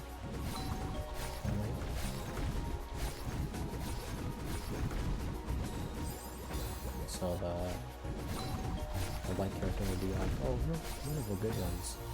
You can join our specialist, special people. There's a very big evil out there, and we need you to defeat it. Whereas the roadside would be like, yep, well, we're here to. Our mission is to reset the universe to its initial state. We have this pamphlet you can read. Our scientists are hard at work in studying the best way to eliminate all life. Of course, all life being eliminated is not our end goal. It'll only be a process of arriving. The end of the entire universe is a war. In fact, our end goal. Yes, it is our end goal. You don't have to doubt us. We are against the light. We are seeking to destroy it as they are against our goal. I've also played with the idea of light being power that requires you to sacrifice stuff to get it. And when you do get it, it's less than what you expect. It's just an internal struggle of giving up more and more in return for less and less power. Whereas the void, the idea with them is they will give you power pretty freely, but you have to be wary of the power that consumes you and how it'll drain you in more subtle ways. So the light lies to you about its benefits, but it's very upfront as to what you need to sacrifice for it. Whereas the void is very upfront about the benefits you'll get by joining it, but it won't tell you exactly. It will tell you exactly how much you need to sacrifice, but roughly it's really not a big deal. And then once you get through with it, you're like, oh, this consumed me when I realized my vengeance for vengeance. I gave up when I wished to give up. I accepted power, but I didn't realize that it would consume me this much. And it sort of goes against the idea that if we just gave one person all the power in the world, one very good person, all the power in the world, that things would be better. Of course, there's only one person who's playing the game, and they're in charge of making the world a better place.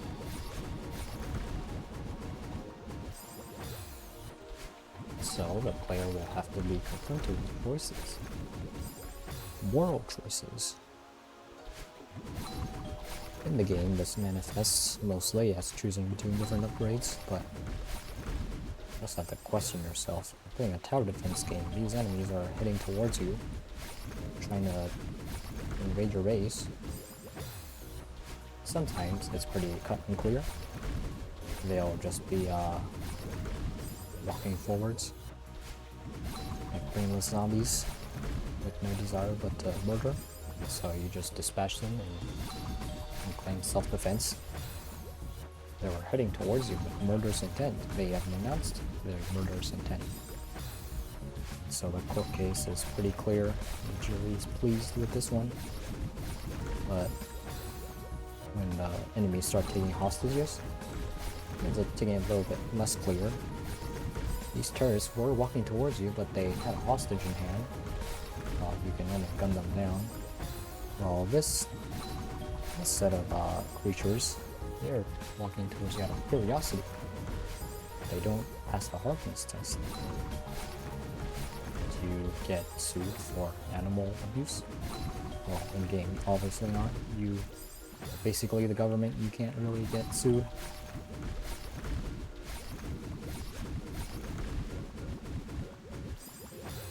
So you have to question your own morals. At what point is it best to just leave those levels? It comes back to there's something like cognitive dissonance in gaming, where the game, like, you have to do stuff that the game says is bad. I don't know how reasonable the whole discussion on the topic is. Like, if the game gives you two choices, good and bad, and it incentivizes you to take the bad one, is it good game design? Is it a very coherent plot device? Does it make sense thematically to do that? I don't really know.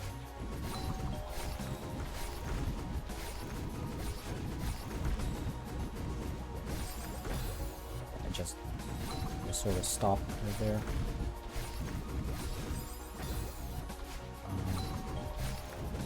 What's in the game? One of the endings will be placed behind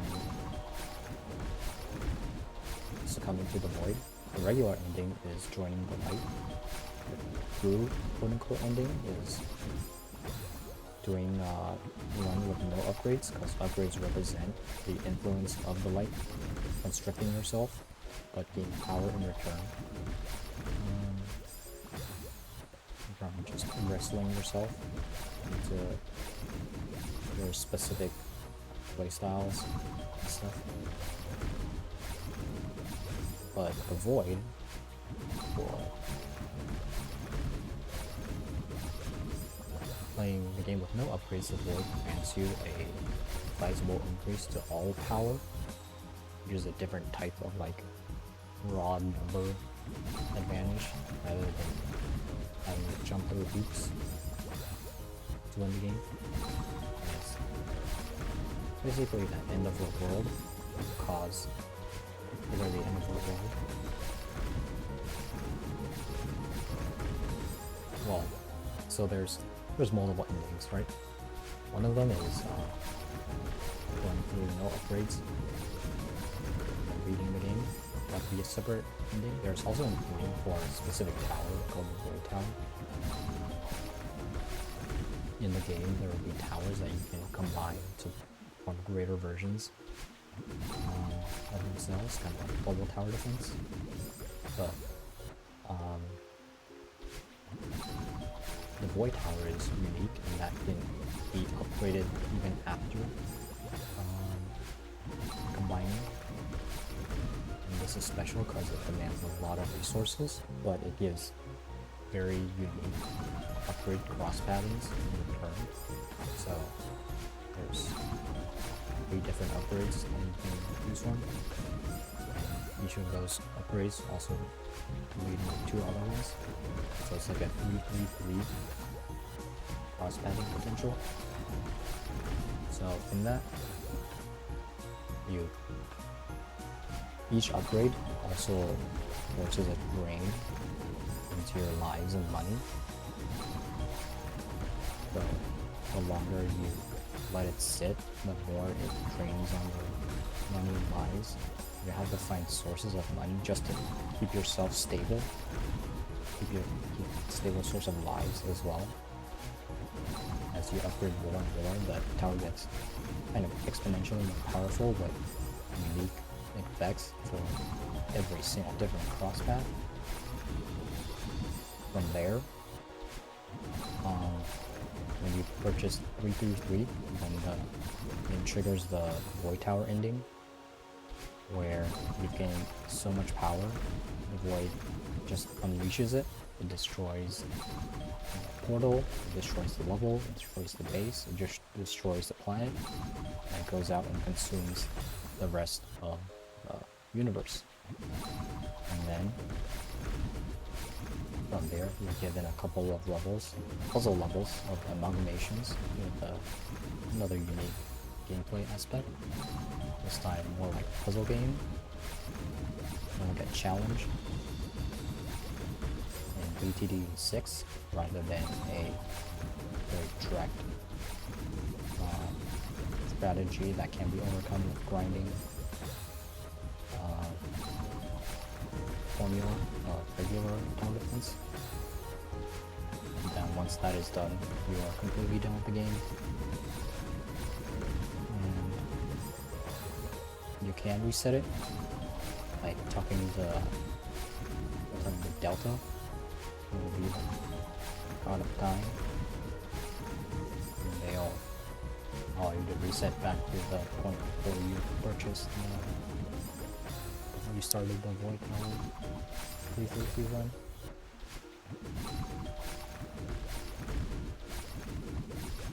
And it'll be revealed that Delta was a traitor against gods all along, which I think will be very apt thematically to have a traitor among they already kicked out many people because of their exclusivity and of varying lefty politics.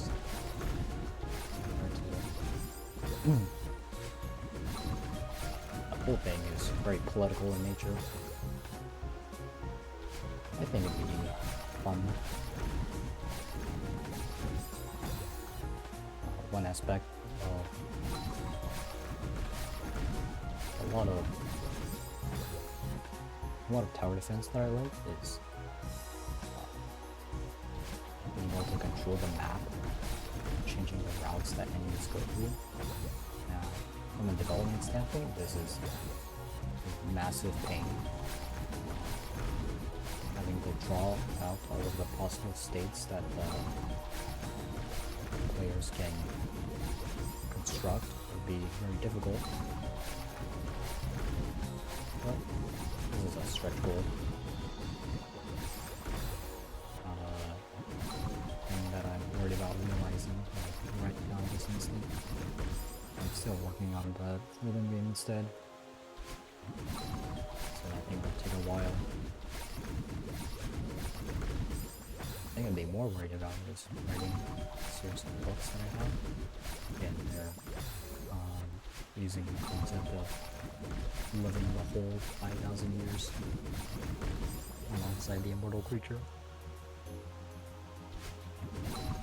And even at the end, you can't see more to its life because you have to say goodbye.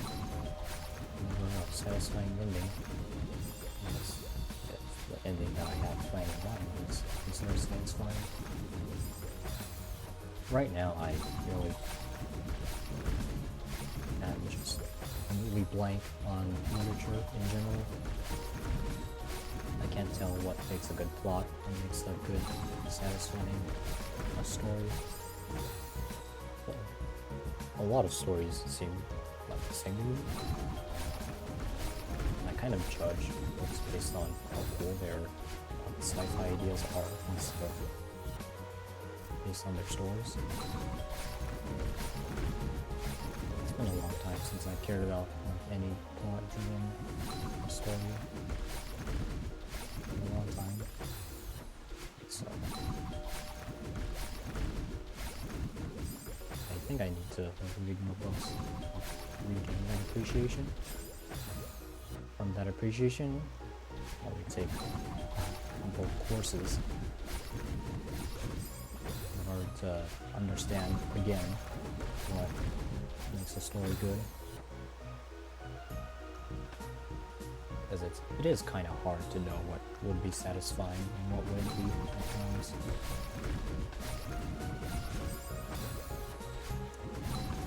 I'm sure anyone who worked in development or things for other people can say that.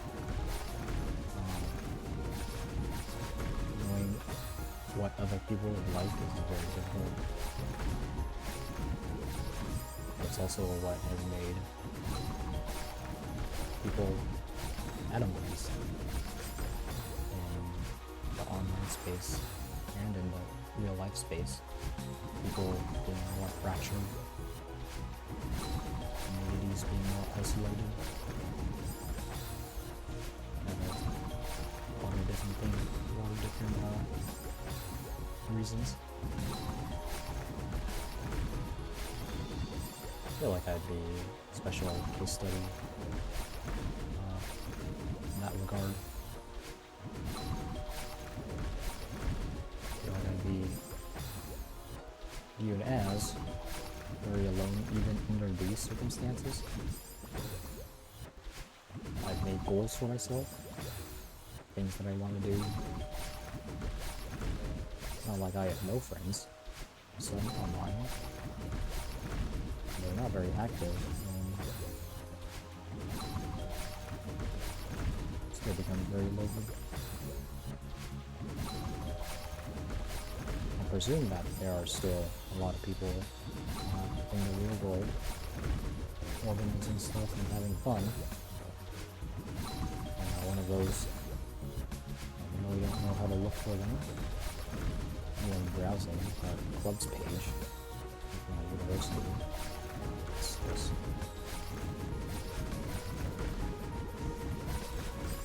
None of them seem particularly interesting to me. I just have very niche interests. And the only way to expand upon those interests would be to be online.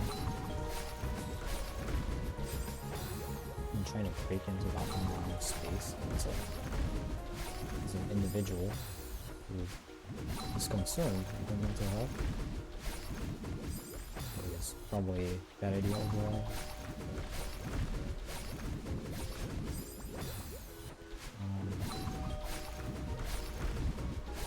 This room is not happening today. I'll give it a couple more tries, but I'm gonna have to call it at some point. Starting to get it pretty hungry. Still need to go for the walk.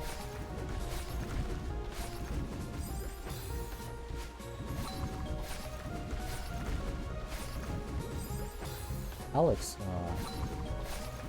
doing the room today. I didn't think he had the issue that he had. The main issue that he's having is that he's supposed to dash first off of the kibble and then bounce on top of it. But he's not doing that. He's stalling. You should really never stall in Grandmaster level. The default action should be go low. Every circumstance. But,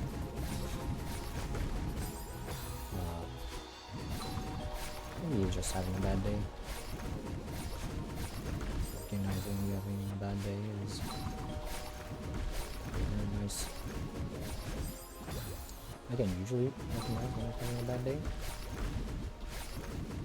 But man, it does feel awful. You can't really do anything about it other than saying stuff like, well, there's really not much that I can do if I'm having a bad day. Kind of have to deal with it.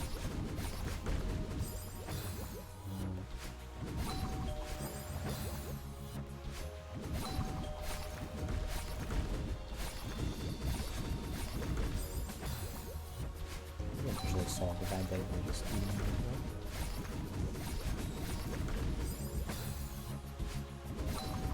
Alright.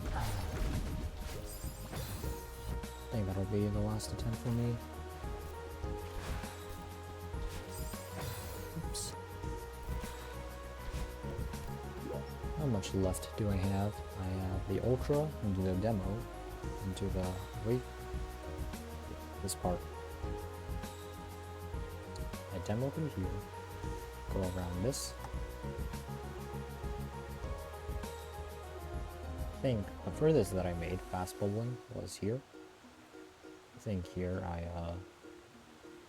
did something. Maybe I didn't get the ultra right. Down, demo, super zigzag, wave dash, and then just hold W and win. So I'm pretty close to the end of this. I can probably finish this next time, especially if it's gonna be as long as this has been. Alright, that'll be all. Thank you for watching. I'll see you guys next time.